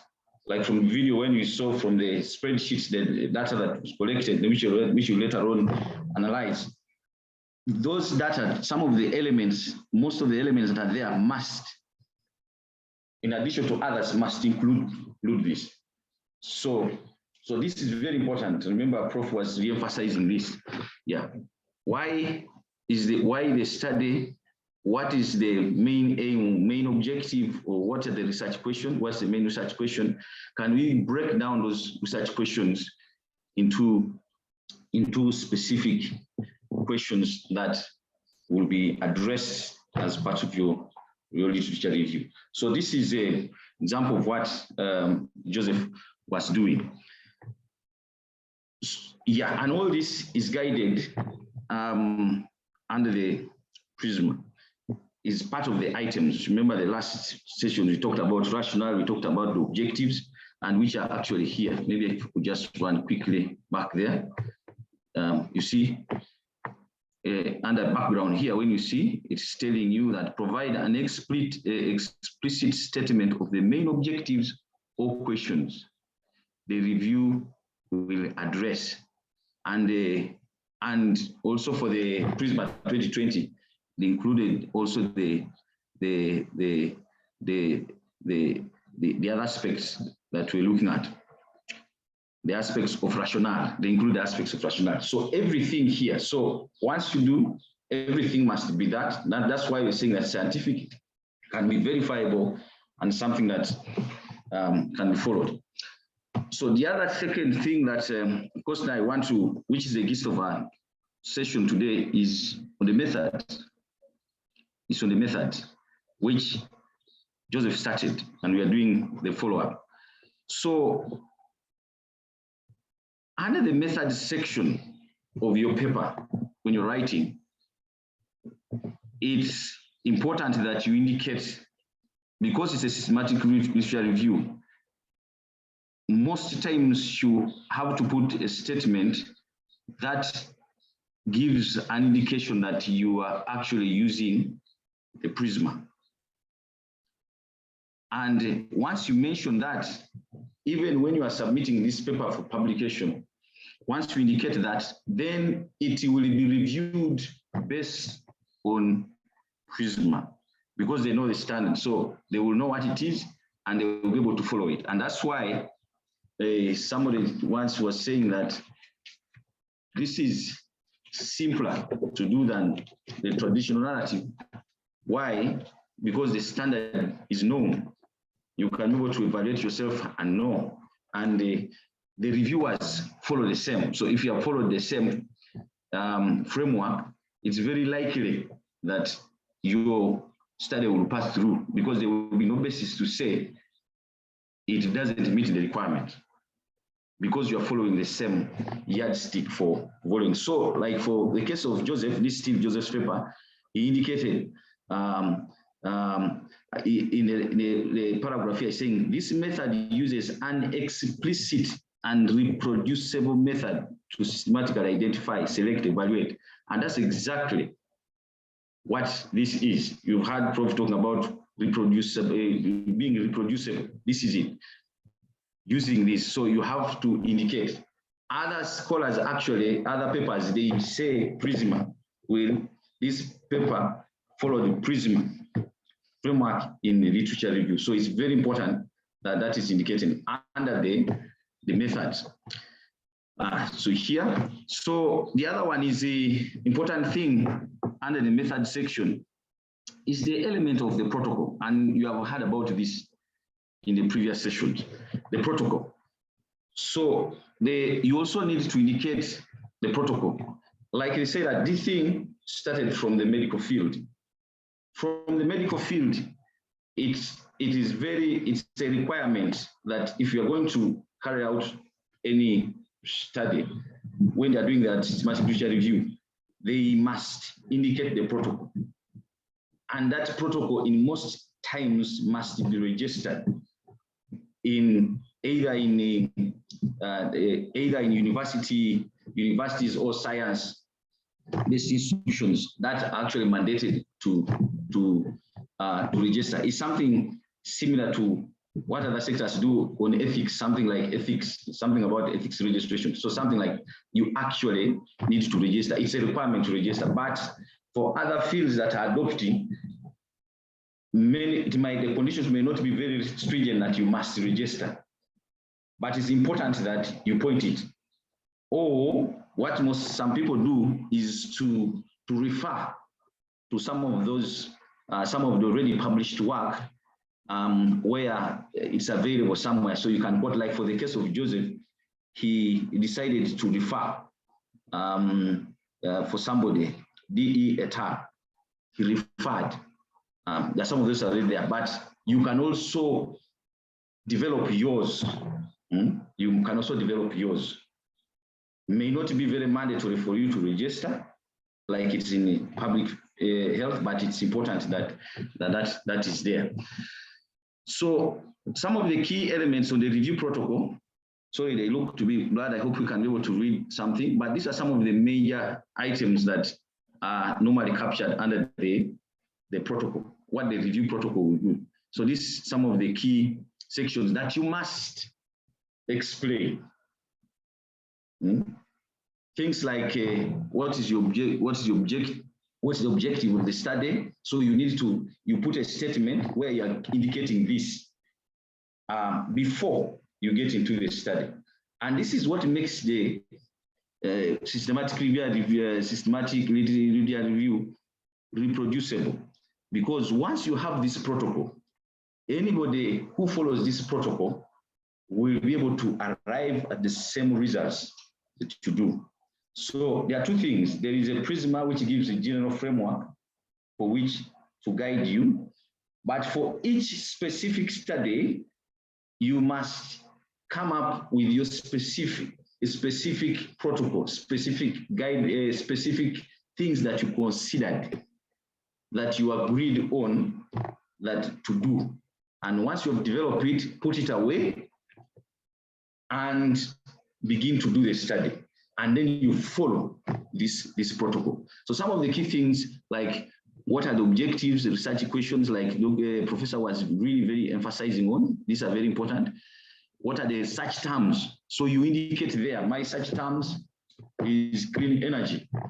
I considered clean energy, transition, whatever. What were your search terms? This is where you talk also about the use of Boolean. So you actually specify that for this study, the search terms were this. Eligibility, for eligibility criteria, this is what you agreed. The framework just says that you must determine the eligibility criteria, but the protocol tells us what you eventually agreed on for the purpose of your study, because the criteria is wide.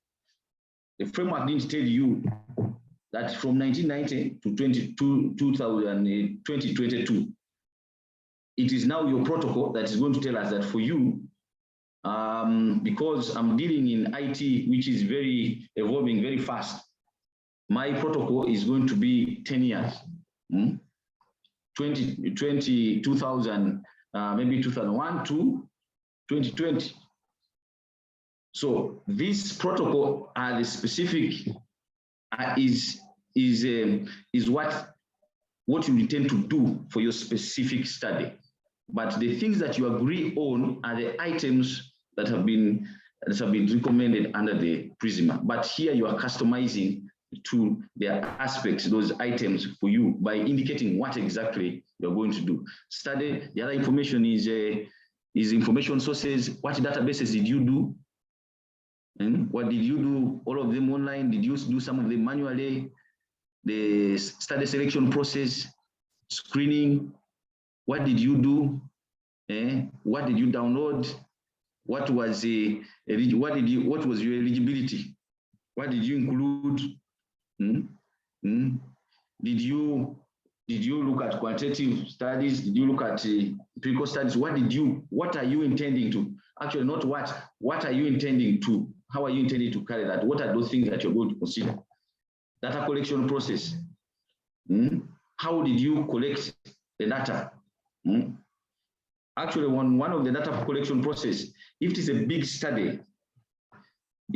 study, you may need to involve other people, but you need to agree on how are they involved. And I've seen that in many of the papers, you will discover that, especially in deciding what to include, they may search for information generally, but then they can determine, say, we are going to use 3 or 4 researchers, and all of them do the inclusion. Agree, using the criteria, agree that these are the papers that should be included, these are the ones that are not included. So where there are discrepancies, you agree. So even there, how are such disagreements resolved? So you indicate in your protocol, so the data items, how do you define them, and final data collection, among others. So there's one of the sample protocols here. Let me just open it and show you one of the other protocol sample. Just a moment, it's loading. Let me stop sharing this, and then I share it. One of the protocols is here, and this one is in the science. This is what somebody did, and indicating written in line with the Prisma protocol. There's something called the Prisma protocol. So he says, you see how they've done here. They say title, you indicate what it is. Actually, begin by indicating the title. Was it registered anywhere? What's the author? The contribution. Then you come. Those are some of the preliminary. But you indicate what's the rationale. Some of them indicate that. What's the objective? What are the methods? More of like a proposal of what you are, how you are going to carry out the systematic literature review. You see, the methods here indicates what methods they are doing, eligibility criteria. You see, they are talking about sample adults, so you indicate. So anybody who design research, anybody who picks this can actually go and test that. Did you really do the things correctly? Are you really, is it correct? So at the end of the day, you should be able to arrive at the same. This is a scientific one, search strategy and all these things. This is just the example. So the different items, data items, whatever, everything here, you indicate what is it for your study? What is it for your study? So go back to a presentation.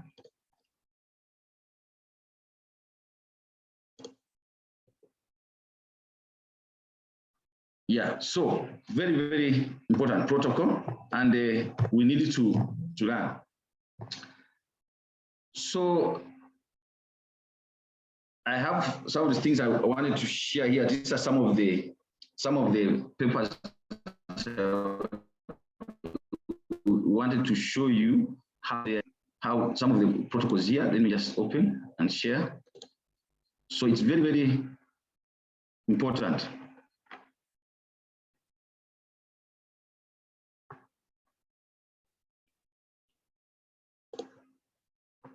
Just a moment. Yeah, so we'll be looking at it. As we go forward, I intend to use some of these other papers in addition to Joseph. So when we are discussing different elements, we'll be able to show how they've been addressed elements in the methods. So the other section, this is the material section, material collection section from Joseph's paper. And when you look at a special database selection, he had to indicate, the databases that he used and what guided him from deciding. And these are some of the things dealing with the quality of the databases that we're looking at. So for him, what was guiding his selection of the databases, one, that it had to have metadata and it had to have a abstract. So that was his decision that he made for his paper. That any paper that I'm going to consider must have the metadata. And for purpose of metadata, he was looking at certain elements, including the year of publication, information like year of publication, the title, the volume issue, the DOI number. Yeah, so that was part of it, his consideration. The other thing that he considered was about it being peer reviewed. If you look at peer review here, saying, we say that the data must be, the databases, the data database must be, the journals must be peer reviewed, academic literature reviewed. And from here, the data collection for him, he even now indicated which of those that he used, And specifically for him, he used the Web of Science, Science Direct, and then he also used Google Scholar at the bottom there, as you see. And of course, for him, he indicated that especially, and he talked about what kind of things he was looking at, including the issues concerning refugees. So he used those three. So somebody, if you are to do what he did, you must be able to take into consideration these aspects. If you are to do the search, Science Direct, used Web Science and used Google Scholar. And then of course, we, as part of this, as time allows, we'll be able to see how some of these work. But I'm happy that in the last video, we introduced to one of those databases, Scopus, which personally I think it could be one of the best. But of course, issues of access. But because I've seen that most of the researchers, once they have access to Scopus, they can use it alone. And I think it's more comprehensive. But for those who will use others, we may need to bring in a couple of them to ensure that as much literature within the particular area of study is captured. Scopus is very good, especially if you have access. But I think the biggest issue with it, like even what we heard from the video, it is the issue of access. And maybe this is a plea to professors around, maybe in our universities. Why don't we prioritize some of those? Some of those will be able to make students' work easier.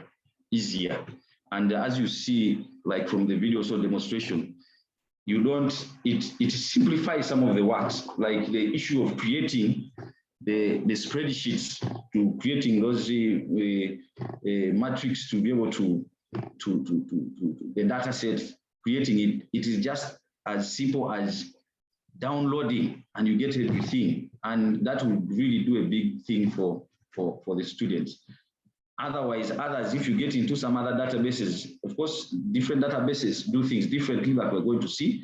Many of them, of course, try to simplify, but some of them might not be as easy, and it may not be easy for you to generate the whole set and download in a way that you saw from the video with Scopus. So, briefly, there are key things here. From Joseph's thing, I saw he was talking about that. He talks about databases. He talks about search engines. So I thought briefly, it is important for us to differentiate the two. As academicians, I think we need to rely more on the databases. Why? Because of them being peer-reviewed and they meet some of the key requirements of quality requirements. For the side of the search engines, like Google, generally, yes, it has information, and most of the information sometimes that you look for is already available in the databases, because Google tries to bring all this and refers you to where you find them. But you need the more caution is required in terms of determining the quality when you are doing from the general search. Because by design, everything is there. Magazines, everything is there. But for databases, there is a certain degree of quality. Of course, there are some exceptions, like Professor was talking about, that journal, a terrible one that is on a quality, high-ranking journal. It happens, but to a large extent, you expect to find literature that has gone through some minimum standards to warrant it to be there. Majority, with the exception of some of those solicited cases. So you need to know about this. But like from our previous presentations, we cannot dismiss search engines completely. They are very critical. In fact, time allows, I intend to point out how some of these, how we can be able to improve and minimize the picking information that's not of quality when it comes to this. But this is very important, especially at the initial stages. It is easier way to open up and to give us an indication of the direction to take, even when we are working on the systematic literature review. It could be a starting point because it gives you an idea of what is out there before you actually get into the actual systematic literature review. Yeah, so you need to take note of this. So these things that what Joseph used are part of this, because I see Science Direct is there, Web of Science, Scopus, and there are many more here, depending on what you are comfortable, with. Yeah, so it's also important on the issue in his paper. Also, he has a section for selection of journals. And in his paper, he pointed out what constitutes a journal for his consideration. One was the ABDC ranking. The other one, according to him, is the journal impact, and then also the site impact. These are different things. Site impact is a different measurement. Journal impact is a different thing. And then ABDC ranking is also different. But all of them are intended to rank, to try to grade the different journals. So different journals have been graded. And there are certain journals that are top. That's why you say, when Professor says a top journal, that means that journal is ranking highly using these aspects. But it's also one of the things, like the other time when I was working on my work, what I discovered that, because I came up with a table that was capturing all this ABC, journal ranking, site ranking, you will find that there is a relationship. You can't find an ABC journal with a very journal with a low journal impact. A low journal impact. It's not. They correlate. With exception, like for the site impact, with the exception of some of those, maybe the duration of the journal, especially for the papers, if you're talking about the papers, maybe most current papers might have low citation, but overall, if you're talking about the journal, those things should be able to relate. And the other thing also that he talked about here is the issue of grade literature. Professor has talked so much about the issue of grade literature, and of course they say it's a tricky area. You need to be careful what do you, because you don't have a specific yardstick. But what do you include? But for Joseph, for his study, he considered World Bank reports. Because of his area, he discovered that the Energy Sector Management Assistance Program was very important. An international agency were credible in his area of study. So even in your area of study, you may need to find some of the reports, and the periodic publications, though they are not peer-reviewed and published in the databases, but they inform policy in that sector. So you need to identify, and this can be justified, and because it's something that even the reviewers will be able to know. But of course, like Prof says, we need to have very we need to be very cautious. We need to be very cautious here because the yardstick is not like the other where you have basing on certain parameters, but it's now on the credibility that institution has created within that study area. Yeah, so all these tools are available online. Once you have collected your data set and put them on your Excel, on the spreadsheet, then we should be able to assign this. You should be able to assign this, and we'll be able to quickly show you how we can get in some of these. Yeah, but many of them are common ones, like you say, the journal impact factor, yeah, the citation score, and then of course the FBD. You can also be ranking, but we are going to show you some of those. Yeah, so maybe as we go quickly, I could show you, like, if for an example I pick some journals here, like for example, if I want to see the rankings of journal of hospitality and tourism management, or journal of cleaner production. Let me just let me load this. I have downloaded the rankings, MBDC rankings, which I want to use. So let me unshare this and I show you.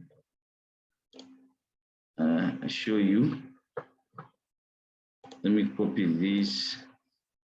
Just a second. Journal of Hospitality and Tourism, okay, Journal of Cleaner Production. Let me look at Journal of Cleaner Production.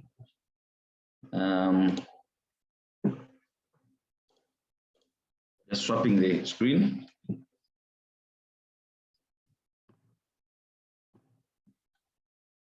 Share. Okay.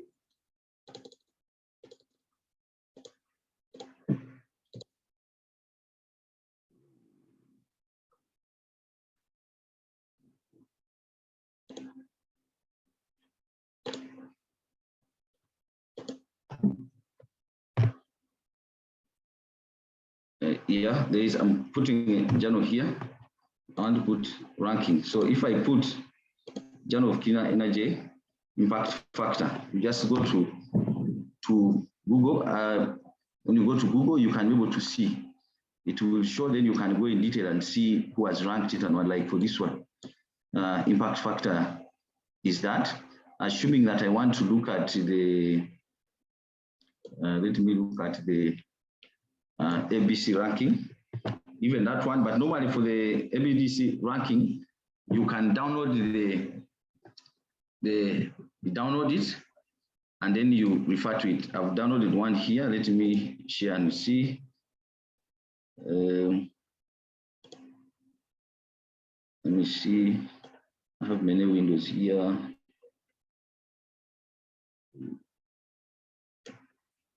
Okay. Yeah, so this is one of them. Like this, you can be able to download this. This was 21. I think I need to get a journal of quality. So if I come now and search from this, it's a long list. It's a very long list, 22 pages of journals. So I want to search.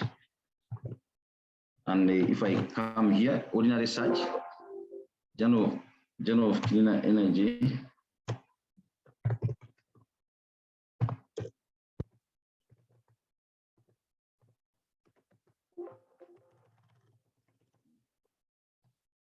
That one is not here, but what you can see is that any journal that you look at, I could just show some of the examples here. Sorry, let me put it a bit big so that you can see.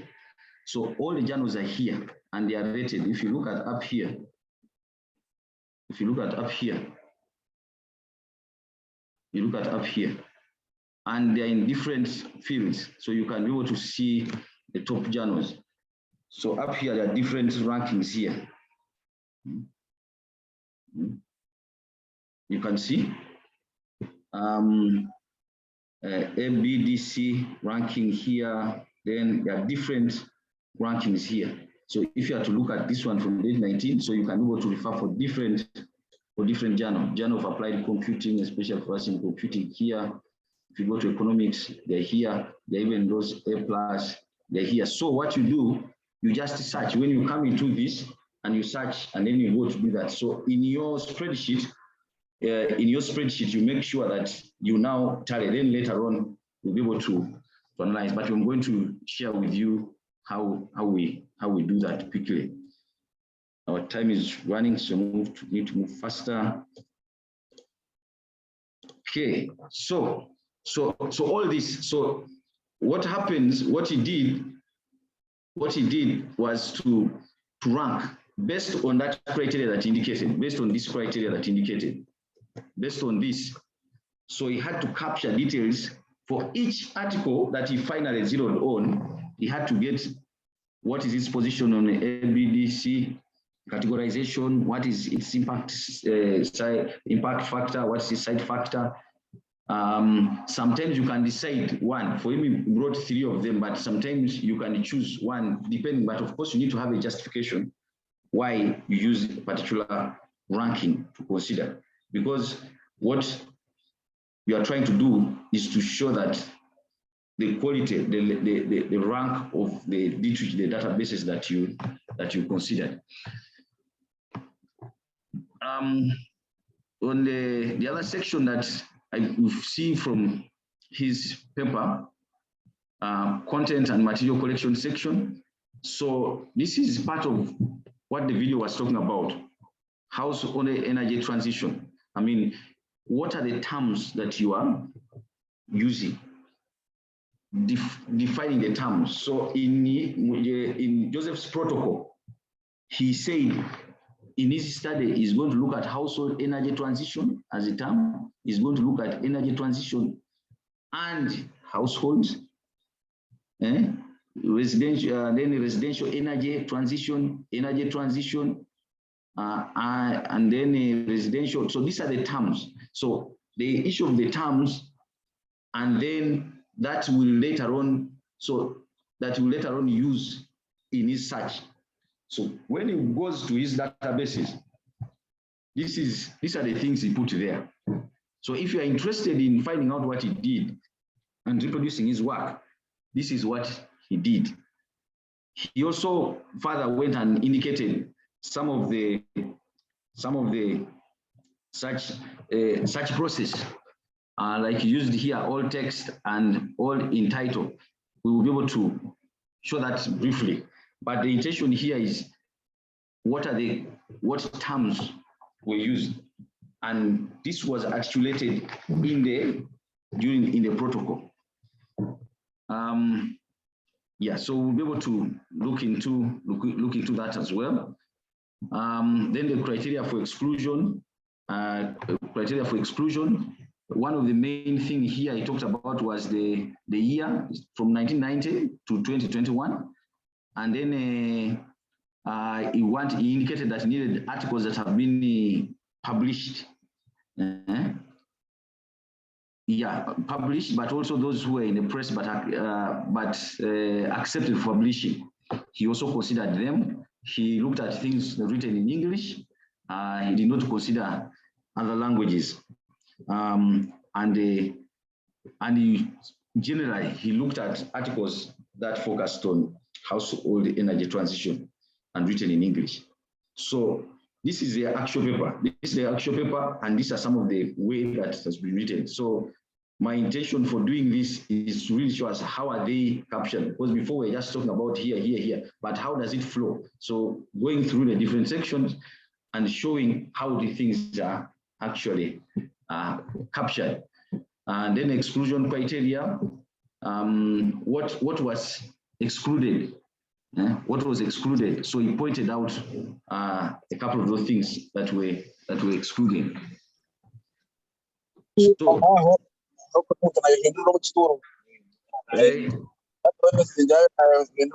mute, kindly mute, please. Somebody was talking. Your mic is on, please mute. So the other thing that is very important that was shared also in the video is this. How you need to put a diagram of how the numbers, especially the numbers and what was considered, what was removed. This is very, very important. It's very, very, very important and must be included. If it is not there, they will not accept to publish your paper. But this is a general guide. And but for purpose of Joseph, this is what he did. After what we have seen all, these are some of the things he did. So he says from the Web Science, he got that number. Science Direct, he got that number. From Google Scholar, he got that number. And later on, the total that from a general search without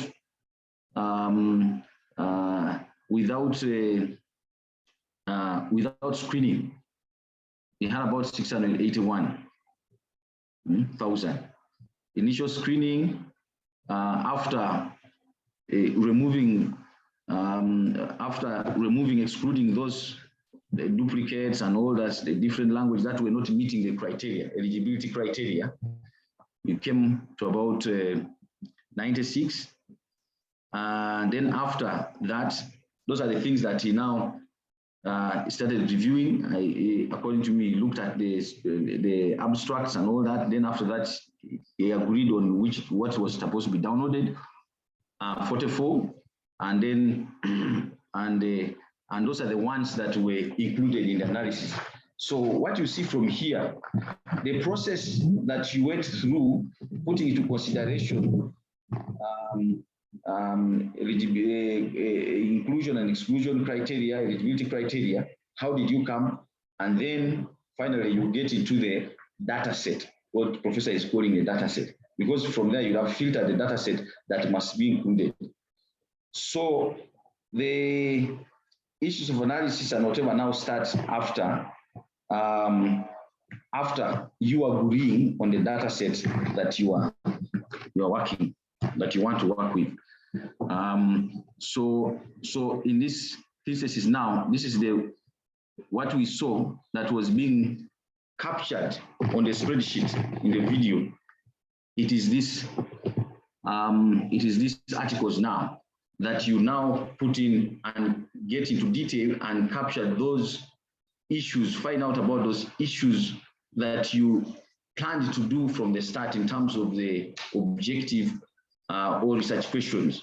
So you make sure that now you look out for this, look out for them, capture them on the spreadsheet, and then you'll be able to capture to be able to conduct that. So I have Joseph also agreed to share with me the spreadsheets of this, which we are going to look at. But before that, I wanted to just quickly look at. I wanted to quickly look at some of the issues dealing with the actual searching of some of these, and how do we deal with the issue of inclusion and exclusion criteria. And then, of course, there are also issues of managing the data, because once that, especially once you reach the level of downloading, you need now a process of managing that data. Because for you to exclude duplicates and whatever, it doesn't just happen, because sometimes it's not easy, because you are dealing with a bit of data. Some people are dealing with 200, some people are dealing with 300, some people maybe even going to 1,000. So how do you work through that and eventually come up with the data to be included? So that's very, very important. And that's why you see some of the tools that have been mentioned. The most basic tool, of course, is Excel.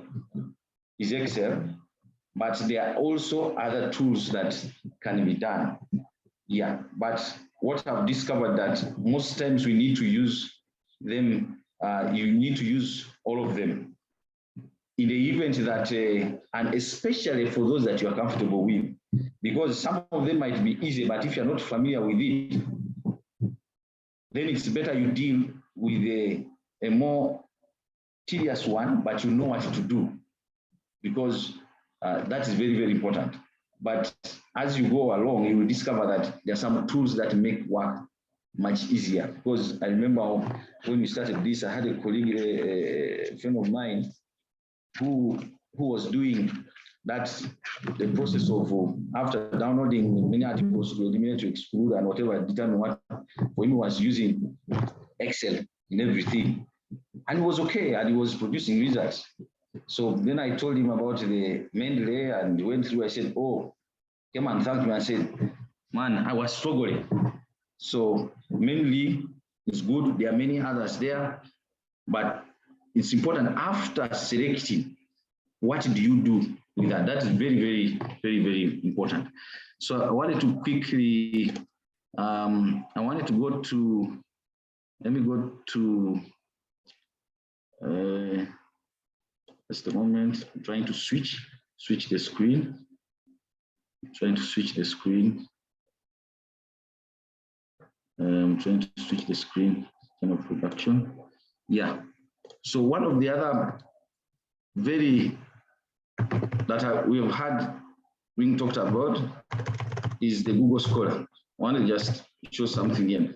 Google Scholar. Google Scholar. Once you go here, this one, of course, Joseph used this. That's why I've started with this. Joseph used this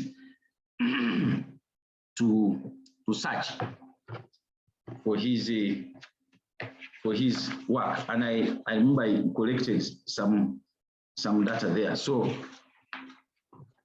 this is one of the best way to start with, because it collects from many, so it gives you an indication, so that even when you now go into the databases, you have an idea of what to do. But what I know many of us have searched before, the video showed us how you can use all text in text. That is very, very important. I want to emphasize that that's very important. It has helped me a lot, because when you just search, for example,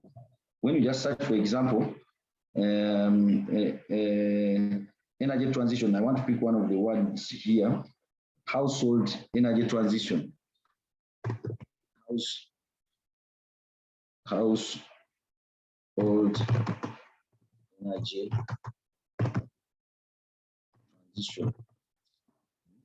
transition. If you no transition, sorry. Transition.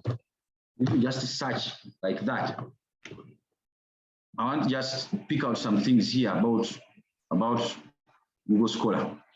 Of course, Google Scholar was put in to minimize the shortcomings of Google as general, the ones that I talked about. So Google Scholar tries to isolate some of the resources that meet a certain criteria, some basic criteria. So that's why it is safer for us as academicians to do this, to use this. And so when you look at this, it tells you the number. So if you are searching within a certain area, you can be able to have an idea of how much literature has happened, how much work has happened in that particular area. You can see, like now for this one, if you look at like this guy here, Pachuri Jiang, he's a top, you see how many people are citing? 500 something people have cited his work, you see? So you can be able to tell the top. So you can be able to tell the top people who have done work in there. And as a result, you can also be able to have an idea of the journals now, because now you can be able to tell what are the top journals in this, because you see, you find out where did this guy publish. And interestingly, if you look at this, there are other things here. You say save, cite, whatever. If you clicked on this one called cited by this, if you click on this, it will be able to show you how many people, which other people have cited in that. Now, when you go here, you even find people who are more giants. You see, there's this one here. Pamanyang S. Kanoko. You can see 1,036, what, you know. The other one is a giant, but there's another giant here that is standing on. So these are some of the things we're talking about giants. How do you figure out? So that's why I'm saying that Google Scholar could be a good starting point. So it will be able to give you some basic understanding of the area that you're going in, who are the giants, what are they talking about, and then you can be able to then go into the other side and be able to have a better appreciation of what is there. So you can see, you see here. So you can go and look at all this here. So you following this can be able to take you far. So now the other thing I wanted also to say, of course, it shows you where you can be able to pick some of these, and for Google, it can refer you to other sources that are outside Google, wherever those articles are. And one of the other things I want to say that if you look at, if you put in a household energy transition, I put here twice, energy transition, put household energy transition. It gives you the numbers, it gives you the key people there. You can go into the people who have cited that particular work. You can be able to tell them, you can be able to get other details within that. But some of the things, like if you search here, when you put in a household energy transition, because these are different terms, so what Google does, it will pick anything that deals with the transition, energy, household. They may not have to be together, but if you want them to come as one word, normally you put them in quotes. So it will bring only those that have that as a word, You see, it can bring, so it brings everything, but that means that word household energy transition is anywhere within the document. It can be either in the title or it can be inside the article. Knowing that is very important, but searching like that is not good because may not be able to help you filter much better. So what normally they do, you can decide to restrict. You can just try to restrict that. Where do you want to find this word? Where do you want to find this word? In which section do you want to find that such terms in the article? So one of the ones that most authors have used is including it in the title, and that's what the video was talking about, where you just type. If you type like this in title, full column, in title, full column. So when you search, it will only bring those. First of all, I want you to look at this. First, I want you to look at the numbers. Let me first do this. Let me put it without, to show you that these things are different. Let me put without quotes. You see the number 972. If I put the quotes, and I search, you see I've reduced. So it has brought those that have these words, household energy transition. Their order doesn't matter. It can have transition alone, others have energy alone, or whatever. Google works such a way that if there is space, it means and. As long as there's space within the terms, it means and. So you look at the numbers, it has reduced from 97,000 to 1,500. So let's go further. If I include that word in title, this is part of what Joseph used. That's why I'm just trying to illustrate why that was very important. In title, so what you are saying, what that statement is saying, you want the word household energy transition to be in the title of the article. So when you click, you can see it has reduced to 60. They are in that title. So that means that as a researcher, you may that depending on your interpretation of what the title is. But most likely that if something is in the title, so it is one of the key things that that particular study is addressing in title. So in title, then there's also all in title. If you put all in title, you can see what that means. Let's see what change you've done. Now these are 60. Let's click again. All the words in title, you see, all in title is almost the same for here. Whatever is in title, all the words in title. Let's change this. So this is about the title. So if you want to restrict the search to be specifically on the title, so that's what you do. The other option is what they call, what you can do is in text. If it's just, the thing must be any area within the text, you put the word in text. So when you click on it, it will be able to tell you how many papers are in text. Where the word in that order, when you put quotes like that, that means in that order, household energy transition. We have here 1,120.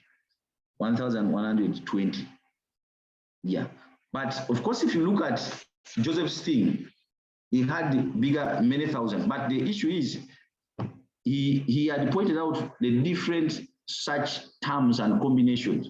So what he did was to combine, after searching and picking these numbers, he combined all of them and formed one number. That's why you're seeing those big numbers there. But if he had only used this household energy transition, then in his thing, we should be able to find, he will be able to have only 1,120 from the initial search. So I wanted just to put this very, very clear. Then there's also all text. You can also put here all text, then you search, you should be able to manage, but most of them relate to the same thing. So Google Scholar also has a lot of options here. If you are searching by years, then you can come here. When you click on, you see the numbers reducing up there. Since 2021, you can see these are publications in that area. Since 2018, these are 518 papers that have been published in that area. But you can also specify, you can specify your own criteria. You can specify here, and then you search, then for it to be able to arrange the numbers automatically. So this is very, very, very, very important. Very, very important. And should you want to cite any of these papers, like for this one here, if this one is of much interest, you just go to cite. When you click on it, it will be able to show you using different cite formats. Yeah? So you can be able to pick so easily.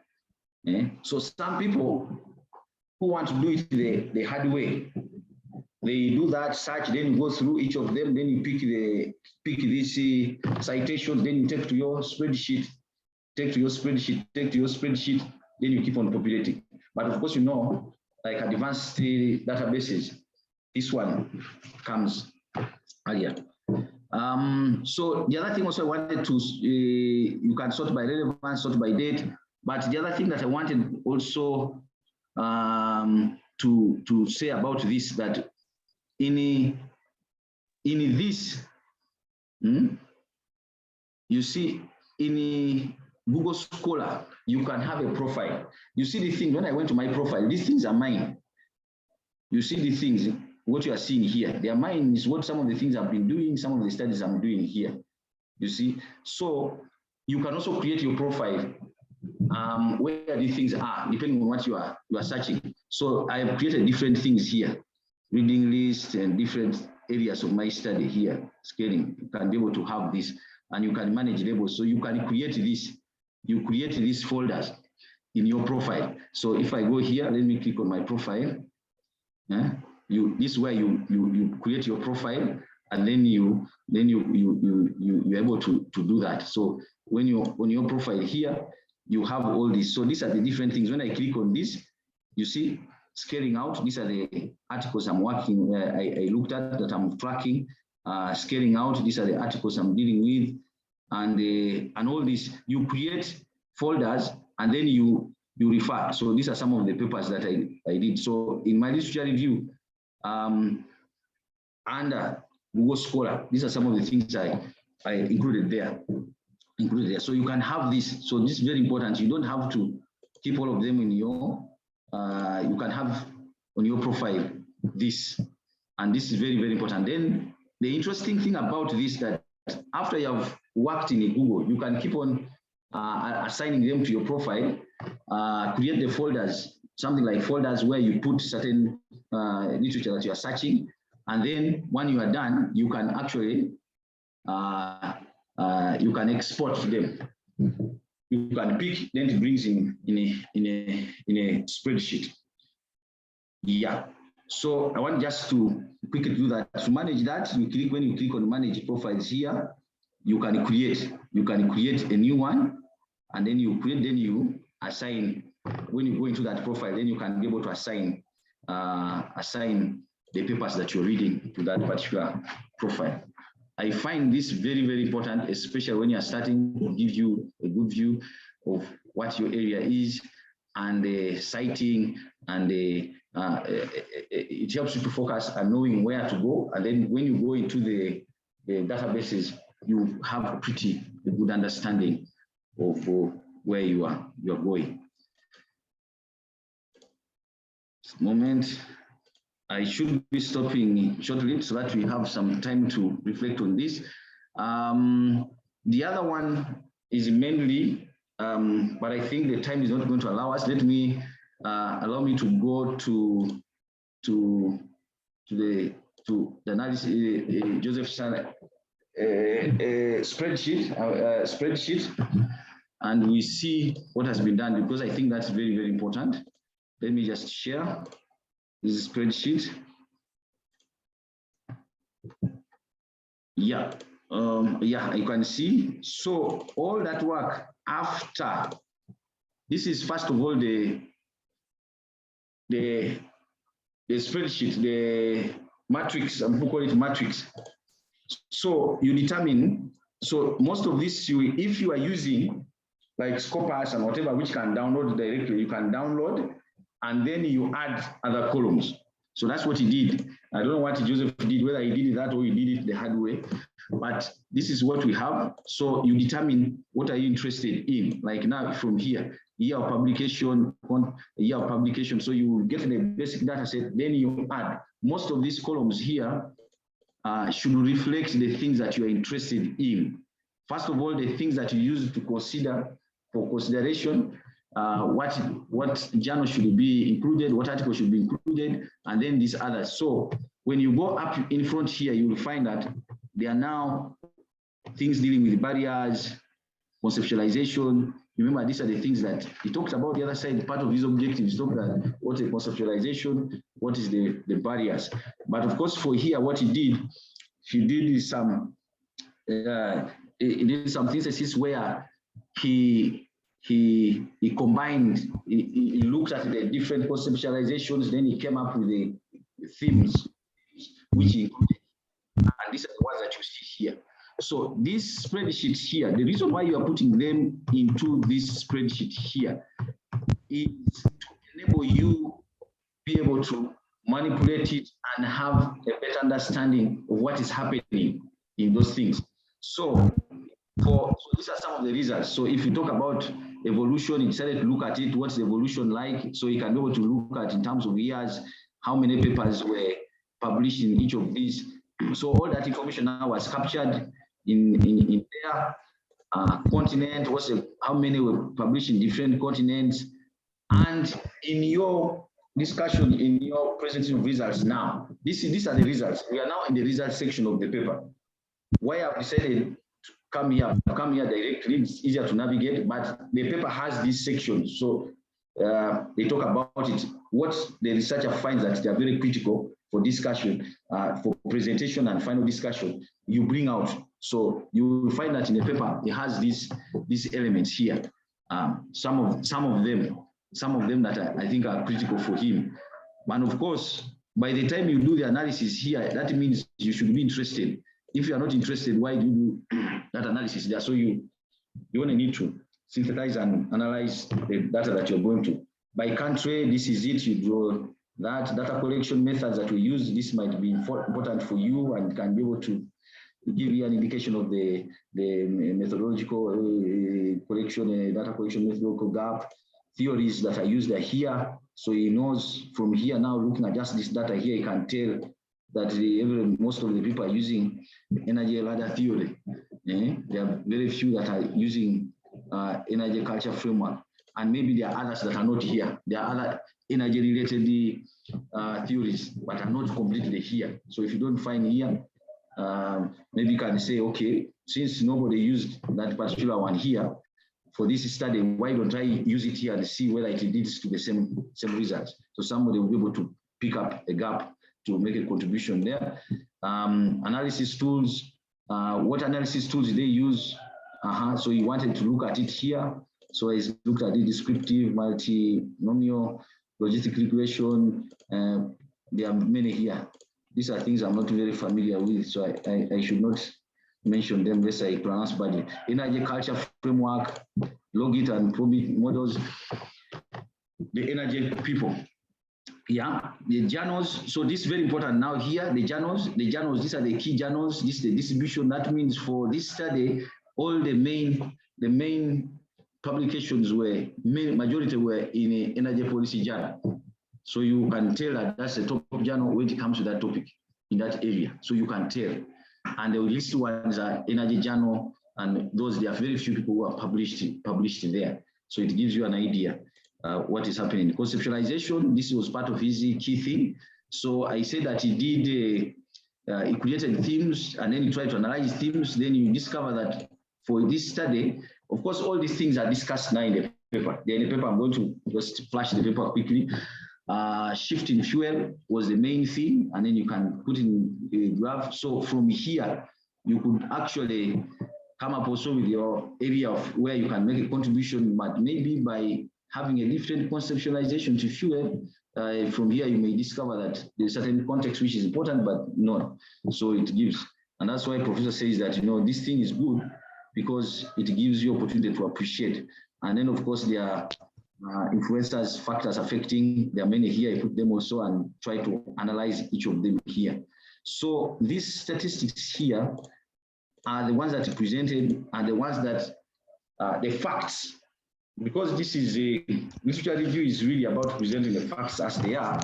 Your only contribution is to understand, to interpret the facts and make some deductions in terms of potential areas where you can be able to make a contribution. Yeah. So let me just share that last section of the paper. Where is it? Okay. Yeah, here. So this is what the paper looks like. I specifically want to go to that section. This is, so whatever I'm talking, so under here, synthesis, this was synthesis of revised literature. After all this collection, so from this paper, these are the things that I was talking about now, the distribution. So it discusses them. This was distribution, number of articles published per journal. And you see here, this is where I was saying that, where he's now trying to indicate the rankings of the journals, the quality. The journals use the impact factor, use the journal factor, site factor. So you see they're all here. Like I was saying that most of the time they correlate. Impact factor is high, the journal classification is high, and then citation factor is high. It's very rare that you find they are not related. So that's why some people should just deal with one, but for avoidance of doubt, be able to include. But you know, you might also find some not there. So like now, if you see here World Bank here, because it's not ranked on anything, it's not, because it doesn't have the basis. Like I told you, that's why I'm saying that be very careful, but it doesn't. But we are relying on the credibility of the information, and in your write-up, you need to defend why a justification for you including there. So you need a statement there. Yeah. So then others are here. There are some might not have some of the other. Regional coverage, they're here. These are the statistics I was looking at, the methodology, talked about them here, presented them, conceptualization, talked about it here, how did they conceptualize generally and who was involved, and all this is part of what was picked from the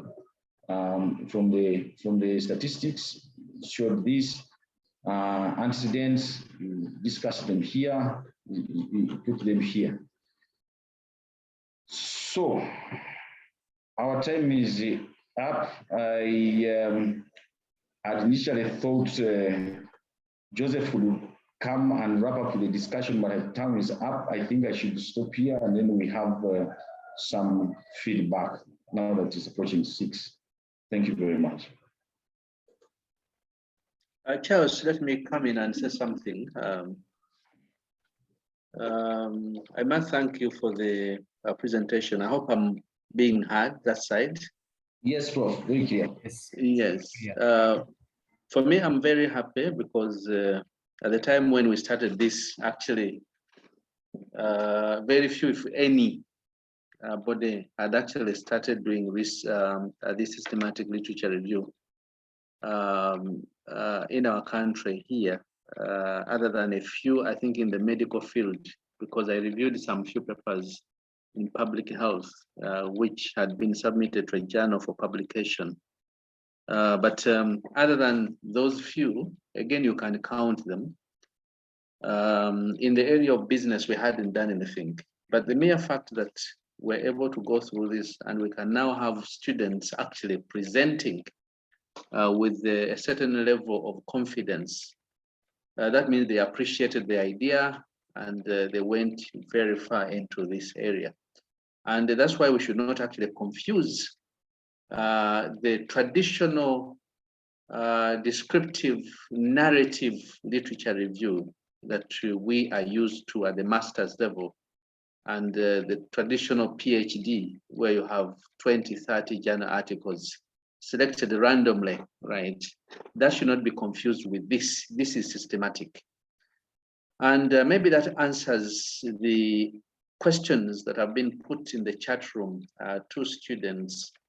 I think one was Bob, who was saying, how do you know that you have systematically reviewed enough articles to make you believe and convinced that you have reviewed enough articles? That question has been answered by Charles. You start with all these journal articles, you get 3 million hits. Actually, at one stage, I saw when he typed in energy transition, household energy transition, you had 2.2 million hits, right? But when he narrowed the search, he got about 1,350. Later on, it came to 60 when that particular phrase is presented in the title. It means that researchers who have actually researched on the concept and have looked at it as a main construct in the topic, right? There were actually 60, and that is from the Google Scholar search. But if you go to the other databases, you may even get fewer papers in this case. So that's why it's always good to start with that kind of thing. But of course, you can see here, right? You go on, you have your inclusion criteria, and then later on the exclusion, right? You start excluding all those other things, taking into consideration the broad literature that's available, and then you end up with the those few journal articles. And here, when I use the word few, right, there could be 300. Joseph is very lucky that he ended up with 44 journal articles, right? But in your case, when you go through that process, you may end up with 300 journal articles. That means you must review the 300 journal articles and you must read them, right? And then make sense of those 3 journal articles. And that's why you need to appreciate the fact that you are doing a PhD, you're a scholar, and you are contributing knowledge to a particular discipline, right? So you should not say, well, I will not do it. You go into it knowing very well, and nobody ever gives you a topic to begin with. You give it yourself. So you give yourself an assignment, you give yourself a task that you must achieve, and that's it. That also answers the question that comes from Elizabeth Chisache, right? I've appreciated systematic literature review. I need a brief summary of the process when I go to Google search so that I start using the systematic literature review right away. Right. Charles has taken us through that, and that is quite important for us to take note of. So the other two aspects where I should make a comment is, remember I talked about the traditional descriptive narrative review, right? Now we are talking about systematic literature review, where you're going to apply strategies, and these strategies will limit bias in the assembly and the critical appraisal and synthesis of all relevant studies related to your topic, which you choose, right? But again, you know, sometimes when you talk about systematic literature review, the word meta-analysis comes in, and you have meta-analytic review. Now, the difference between meta-analytic review and systematic literature review is that at the meta-analysis level, right, you are talking about the statistical synthesis of the data, right, from certainly separate but similar comparable studies, which will lead you to a quantitative summary of the pooled results. So in other words, when you pick all those journal articles, you will be going for statistics, you'll be going for correlations, you'll be going for regressions, right, presented in the tables. And then but as you have seen from what Charles has just presented, he didn't go much he didn't even go there, right? He never picked correlations and regressions and so forth. So here we are not talking about meta-analysis, but we are talking about systematic literature review. And that is actually quite important for us to note. Right, but the other thing that you need to bear in mind, and I want to make this comment, and maybe if Charles continues, and maybe Joseph with the presentation next week, because we haven't really concluded this topic of meta-analysis, we should be able to bring out some of these things. Even when you are dealing with a systematic literature review, we are saying that seems to be superior to the traditional descriptive narrative review. But remember that there are also biases, right? When you are dealing with the systematic literature review, that you must actually think about, and you must be able to reduce bias at all stages of the review process, right? So that at the end of the day, you come up with the robust, right, study designs that are going to contain bias, right?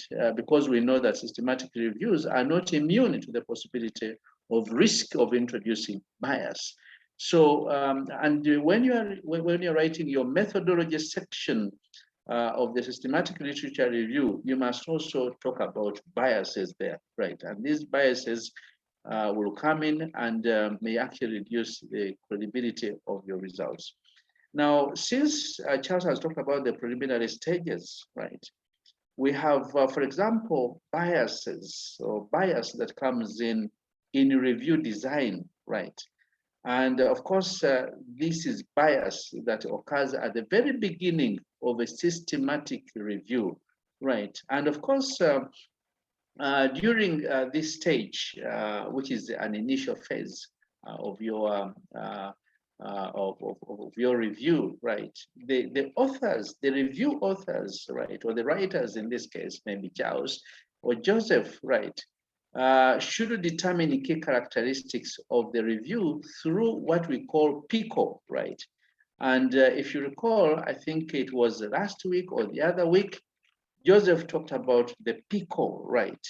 And of course, with the PICO, those are 4 letters, right? But representing very important things. For example, the P stands for problem or population. The I stands for intervention, and the C stands for comparison, while O actually stands for outcome. And this is very common in the medical field where they have interventions, right? Health-related programs, right? Or medical-related programs that are introduced, right?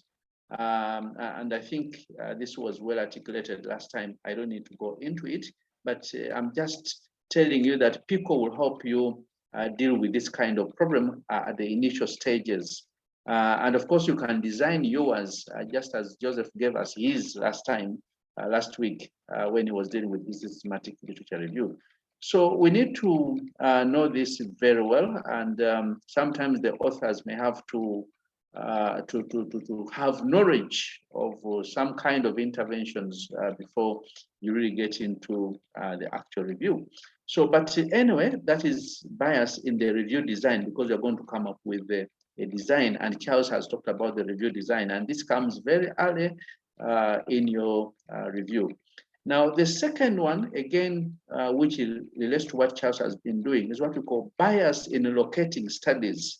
So when locating relevant studies for the systematic literature review, many biases are possible, right?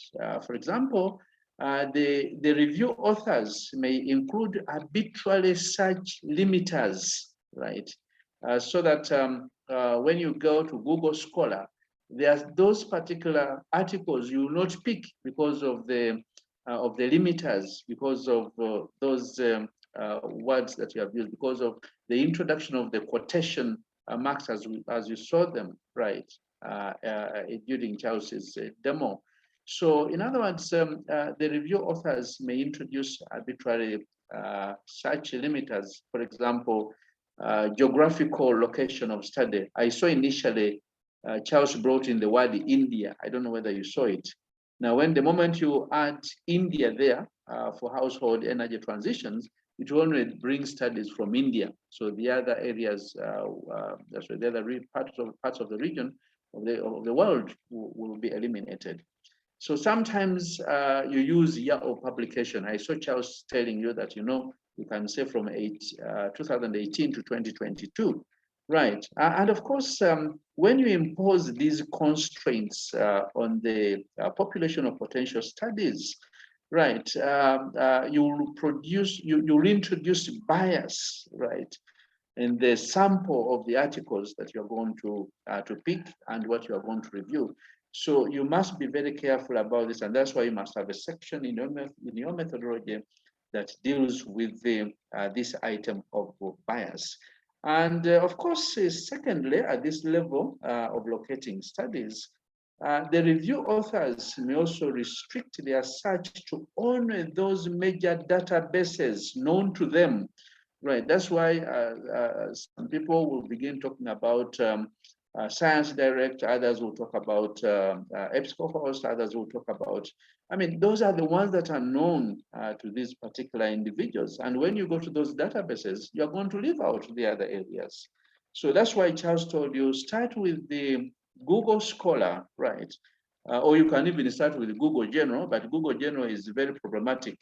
You may not be able to only filter and get those scholarly journal articles. So Google Scholar probably is slightly better than the other one. So that will help you include a representation of the databases available, and you are likely to get those particular journals. And thirdly, the third aspect that will come in, the third bias, right, bias aspect in locating studies, right, is that publication bias most simply in this case refers to the likelihood that those studies with the negative effects or non-statistically significant findings will not be published. So in other words, if you go to limit yourself to those particular journals that publish those who are what Charles called the class A, class B kind of results or papers, right? If there are some studies that came up with the negative effects, right, or results or non-statistically significant findings, you not find them in those particular journals. So your review will certainly leave out that aspect. Now, the other bias, possibly, I'll leave the other biases when we shall discuss them later on, possibly next week. is what we call bias in selecting studies, right? So this one will bring in what we call threats to the constructive validity of the systematic literature review. So in other words, there are those particular papers you are going to screen out in error, right? And eliminate those papers, thinking that they are not really very useful and impactful in the discipline. And when you leave them out, you are likely to have this bias really in selecting the studies. So, of course, if the review team is not very careful, you are likely to have this problem coming in. So I think that's that's what I wanted to add to the presentation. But we want to introduce, we want to encourage many students to join this very important activity where we get on top of the subject or discipline or area by undertaking systematic literature reviews. And if you do it very well, if you look at what Joseph has done, when he reviewed, he added, there are two major words, I think three, that appear in his study of the systematic literature review. One of them is the conceptualization, right? And the second one is antecedents. So, and when you look at his study, his major study, PhD, first of all, he needs to understand, to conceptualize energy transitions, because many people may not understand, especially those who are coming from behavioral sciences. They'll ask you, what are those constructs, right, that constitute this thing called energy transitions? And here you need to be very careful, right, when you are doing it, because some people get confused, right? I think the other day we were discussing somebody's work who was dealing with decarbonization, right? And then I saw some three words there, and he called them a conceptualization. One of them was carbon emission, and the other one was, I think, carbon budget. And he was saying that carbonization has been conceptualized as carbon budget and carbon emissions and so forth. And that wasn't it, because when you go to the internet and you look at those journal articles and you look at the descriptions of carbon budget, right, and the emission, right, the methodologies and so forth are exactly the same. Meaning that when you are searching, right, you need now to enter carbon budget, because carbon budget is the same as carbonization, right? So those are three different words, but saying the same thing, not really giving you the conceptualization. The conceptualization is when you unpack this thing called carbonization and you get those particular constructs. But anyway, when you're writing your PhD thesis or proposal, in the introduction section, the conceptualization must be very clear. Even in your conceptual framework, the conceptualization must be very clear, right? And even for him, the antecedents in this case, because he was predicting energy transitions, then this gave him an opportunity to see the variables that the various scholars have been dealing with, the theories that they have been dealing with, etc., so that he figures out how he's going to contribute to the debate, either by replicating some of these things or coming up with now a comprehensive model, or by using a particular lens that previous scholars have not used. And that will help him advance his knowledge. And then he will have this information in the PhD proposal. If you simply do the traditional descriptive narrative, right, you don't understand the literature very well. You only have a biased position where you only go with one perspective. Charles, thank you very much. And over to you, Michael or Koche, to moderate the session. I just wanted to add those a few comments. Thank you. Okay, thank you so much, Prof. And Charles and Joseph. I think everyone in this forum can really acknowledge that a great work has been done by the presenters. And Prof, again, thank you for the mentorship. Charles, thank you so much for the presentation.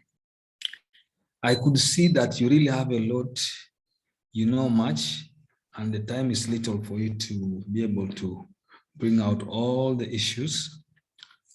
And I think like there's really consensus that next week we have to continue. I want to, before we go into discussion, I know the time is up, but I want to acknowledge that our two senior colleagues again joined us. Dr. Edith Basalira, you're welcome. Dr. Isaac Newton Kayongo, you're welcome. We appreciate your presence, and we know that this really supports the process. So I think I want us to go right away because we don't have much time to get comments. And let me give Sylvia the opportunity to make a comment. Sylvia, any other person who has comments, you raise up your hand. Then yes, Sylvia. Okay. Thank you very much, Dr. Michael, for coordinating and chairing the session. I also thank my colleagues, Charles and Joseph, for making presentations. I just want to re-echo, supplement, or to add, I don't know, give a last or experience, share my experience in line with what Professor was highlighting in terms of trying either to draw a difference between the ordinary or the traditional literature review and the systematic literature review. I am also a PhD student, and I wrote my proposal and defended my proposal using the traditional literature review. And later on, I had so many questions in my brain, and that only sent me to do a systematic literature review. So my experience is that previously, Professor Anta is equal my supervisor, and he took us through these issues of philosophy, but he didn't get a chance to take us through a systematic review. So the other cohort of energy economics, he took them through the systematic review. Of course, there is a very big difference. So the rest of us proceeded, developed a proposal using the traditional review. But when I reached the defense, I realized that I am actually lacking in terms of defending some of the issues that the doctoral committee members were raising. People brought in so many things, you know, into my conceptualization of productive use. And I reached a point where I just stopped defending because it seems they were not understanding. I don't know if they're not understanding or it is me who was misleading them. I was not right, you know, good enough to create a clear line, you know. So at the end of the day, after that whole engagement and living there, knowing that actually people in the panel didn't understand what productive use of energy is. I had to go back now after the proposal defense, after I was passed to the next level to go to the field. I went back and swallowed a bitter pill and started doing the systematic review. And where I am now, I feel like, okay, I understand this concept. Even when they wake me up from my sleep, I can clearly explain to someone what productive use is, how you can consider what, you know, concepts define, or how can we touch productive use, and therefore what does the literature say about what predicts or does antecedents of productive use. I'm also able to say the theories now. So ideally, I feel it's a little very difficult as a PhD student, you know, for us to understand these issues if we do not do a systematic review. Professor, I'm very grateful, and Joseph is, you know, closely guiding me, and I appreciate, and I see a very clear difference now between the two, you know. So I'm just sharing my experience to encourage those, if you've not gone any far in your PhD journey, I encourage you to just pick interest in this. You'll totally be a different person, you know. So thank you very much. That is all. I don't have a question, but I wanted to re-emphasize by sharing my experience in line with the two different approaches to literature review. Yeah. Okay, thank you, Sylvia. Any other comment?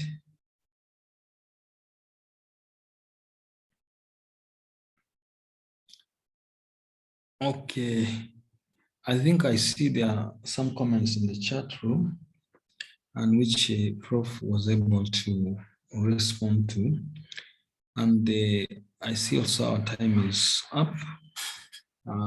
Given the fact that there may not be much, I would like to invite Dr. Ahmad Logim. I don't know whether he's still on call to make some few comments, and then Dr. Goretti will be able to close. But what I must say is that today's presentation has opened our eyes, both the mentors and the PhD students on the critical aspect of systematic literature review. And I think, like the popular saying, that each of us should try to fit ourselves into this presentation and see how we can advance scholarship through this perspective. So let me invite Dr. Ahmad, are you in? Yes, I am. Yeah, please, I want you to make some comments and then we see how we can present Dr. Goretti can be able to, but truly our efforts are really being rewarded. And Professor Joseph, we really appreciate you for the mentorship. And we pray that God gives you long life and continue mentoring many more. Yes, Dr. Ahmad. Thank you very much, Dr. Michael Koche, for moderating the session. Allow me really appreciate the presenters of today, Mr. Joseph Elasu and Mr. Charles Olupot. Charles and Joseph, today's presentation has been extremely practical, and the comments in the chat and even the private chats actually interesting. Appreciating that practical bit of bringing out the concept of reviewing literature. As just to emphasize Professor Antai's comments, Dr. Michael Koche and Sylvia, to the PhD students, is that it is quite important that really you look into this. And I normally say that most universities, they will require 2 papers or 3 before you graduate. So it's better you have a paper from your literature before actually you advance to the field, or as you are in the field, you have a publication, implying that by the time you are submitting the book, you have already a paper from a literature review and you are on top of the game. This is one of the so many advantages of looking at literature review, systematic literature review in that regard. I really appreciate that. We appreciate that, and we really say that if we move ahead with the same system, we should move on. Then number 2 is also appreciating the team for sharing the knowledge. It's not simple, it's a spirit that we have learned from our elders, Professor Antai and others who have really mentored us. Knowledge is for everybody, please share it. Charles has been able to share that knowledge, and Joseph very well. So it is for the benefit of each and everybody to really move on, and that is extremely great. And then lastly, we had a few requests for presentations from some members, and we had thought it wise that this may continue for the next 2 weeks, but we can give those who are bad luck for presentation next week, you can give them the first 1 hour of 4 to 5, and we have a 1 presentation, and then the last 1 hour we continue with our systematic literature review discussions. So those who are really bad luck, possibly you want to defend or there's something else, you can actually now contact me or Dr. Michael, Sylvia, Professor Antai, Joseph, Erasu, Bernard, and then we can really see how we can schedule for 1 hour before we really finalize our systematic literature review presentations. Thank you, and that's it for now, unless otherwise, really appreciate the members for being with us today, and we can go into the closing prayer. Thank you. Okay, the issue of the recording, we are going to share. Some people requested for recording. We shall really see how we can retrieve it from Prof, and then we share. Thank you. Thank you, Dr. Goretti.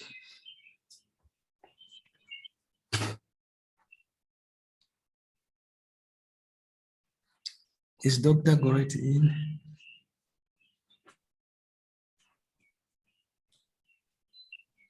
Okay, Dr. Eddie, maybe you could close with a word of prayer.